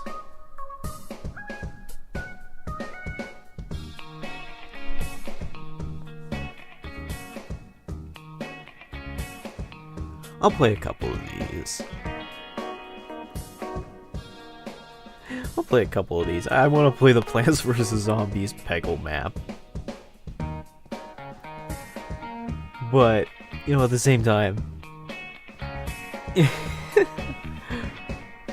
Peggle 1 had some, like, bonus maps in it. It had, like, bonus challenge maps and stuff like that. You clear extra pegs, or you, like, do some additional stuff. It's still very much just Peggle. And I think because I'm getting to that point in the stream where, like, I don't have anything more to say, I'm kind of, like, zoning out a little bit. I think I'll, like, play maybe 1 or 2 of these levels and then call it a quit. Call it a quit.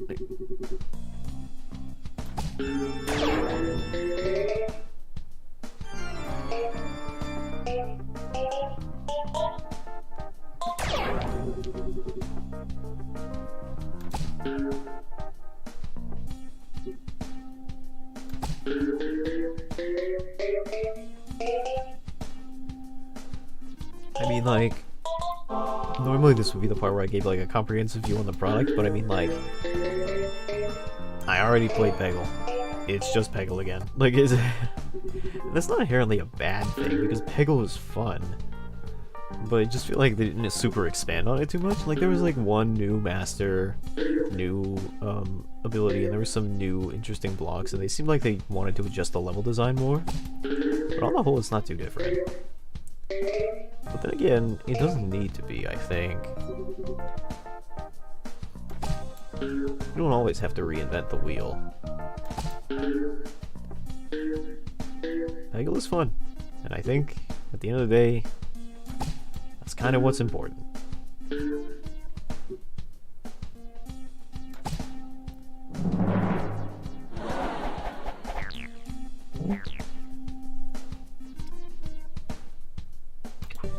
Give it a try.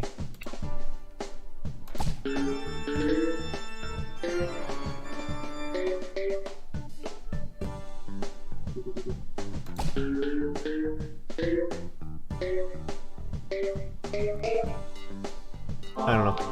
I feel a weird amount of guilt, like usually, like I want to have a weird and nuanced opinion about Peggle or something, but I really just don't. It's a very simple game. Like, I think that if I did have a critique of, like, video essays on YouTube to bring this back to what I was talking about earlier, like, I don't know, an hour ago, I think sometimes we like to make issues of nothing? Not issues of nothing, but we like to be like, the dark implications of Peggle, and it's like, are there really? Are there really dark implications of Peggle? Or are you just making content right now? It's like, it's fine if you are, but don't, like, act like it's serious. It's just, I don't know. I don't know what I'm talking about. I feel like half of my YouTube commentary is just secretly me being angry at the YouTube algorithm recommendations giving me content that I don't particularly like. Back in my day, we didn't have all this fancy conspiracy theory nonsense about the intricacies of Peggle. All we had was Is Sans Ness, and we liked it.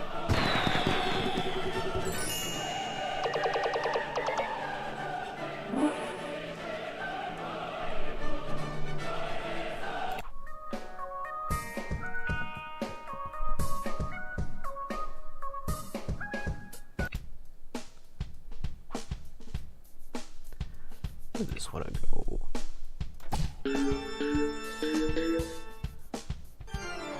What was the other thing? Well, the one challenge I always struggled with on whatchamacall Peggle 1 during the bonus challenges is they would be like, get a score of 300,000, and I would be like, how? I would do it over and over, and I just couldn't do it. I think the idea is obviously to build up combos and stuff like that, but that very much, I feel, relies on you somehow being very lucky or having an incredible idea of like where the ball is going to go.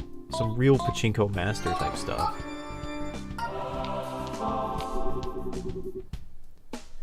But somebody knows how to do it. I mean, like, there are people who are amazing at Peggle.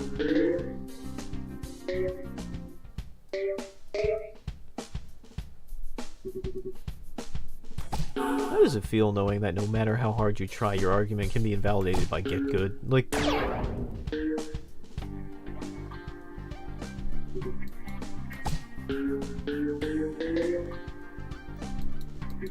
feel like Dark Souls kind of had that thing going for it for a while now. Like, if you wanted to say anything bad about Dark Souls, you'd just immediately be shut down like, Get Good! And it's like, okay, well, I just think the invisible balls are kind of dumb. It's like, yeah, well, get good, get better eyes.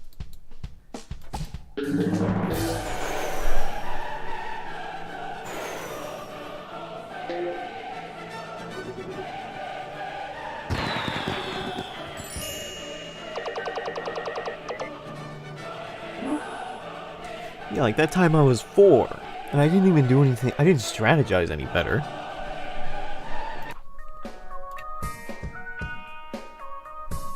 This one seems like it could be good.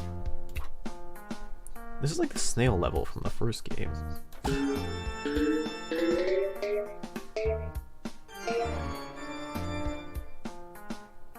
Oh, really threaded the needle on those pegs there, huh?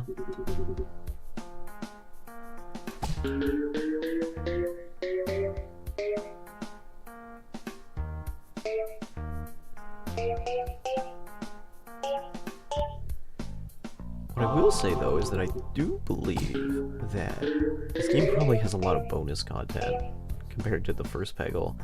The first Peggle definitely had, like, bonus levels and stuff like that you could play, but it seems like this game has more levels overall, and also just more bonus content. So it's got that going for it.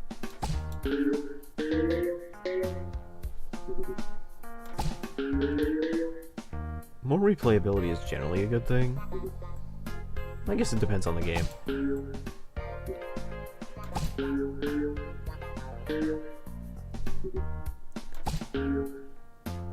There are some games I'm perfectly fine with never being able to replay again.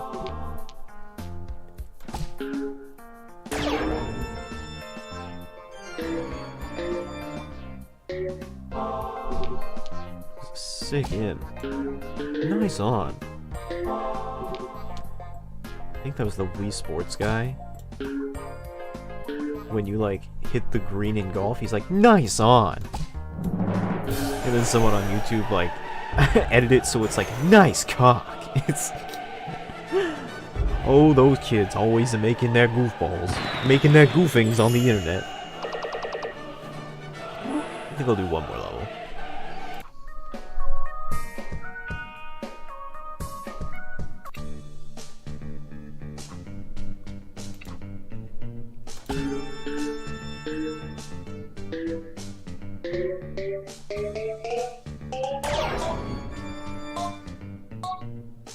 Oh, the ladybugs are bumpers, huh? They use bumpers a lot more liberally in this game. I remember in Peggle 1, I think they had like maybe 1 or 2 levels with bumpers. There was one level with a cobra that used bumpers. And then I don't remember if there were any others, actually.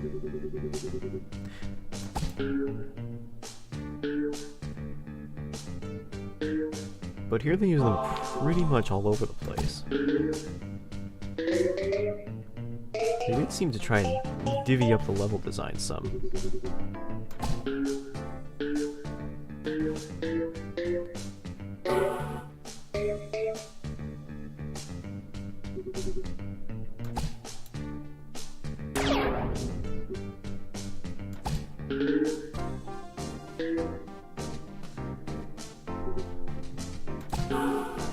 Maybe the music's not dynamic and it's just that part of the song that kind of goes up in beat.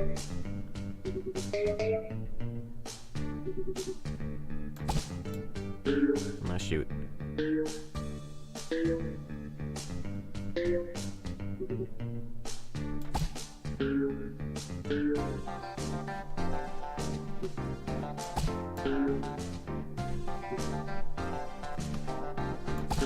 There's this thing in dual mode for Peggle. Yes, Peggle has a dual mode, a multiplayer fighting, or fighting pegging.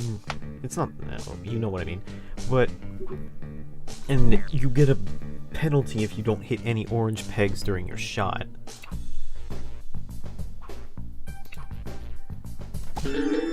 And that doesn't apply in single player at all. But it can sometimes feel like you're really wasting your shot if you don't hit any orange pegs at all.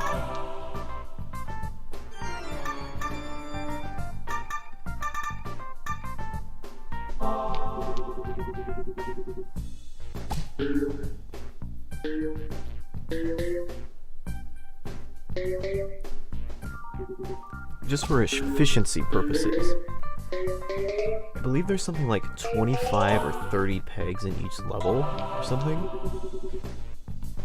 So you have to hit 3 to 2.5 every shot on average, or else you will not succeed.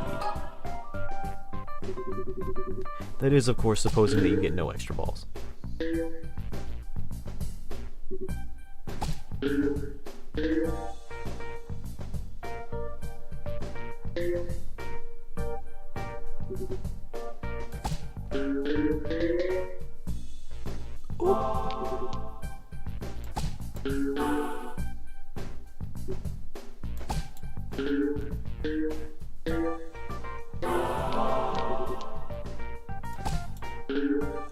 Almost.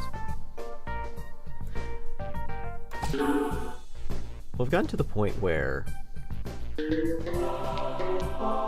I can basically hit that guaranteed, so why not score farm for a little bit?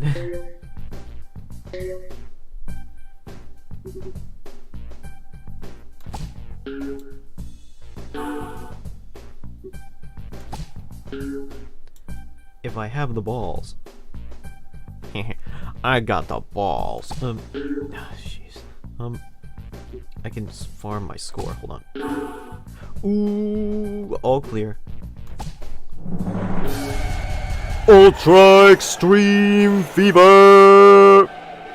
Peeking the mic!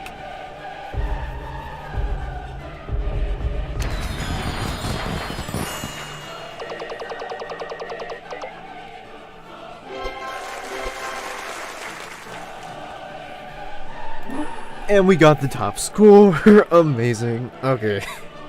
That's good enough place as any to leave off. It's good to leave on a high note, I think. So, yeah.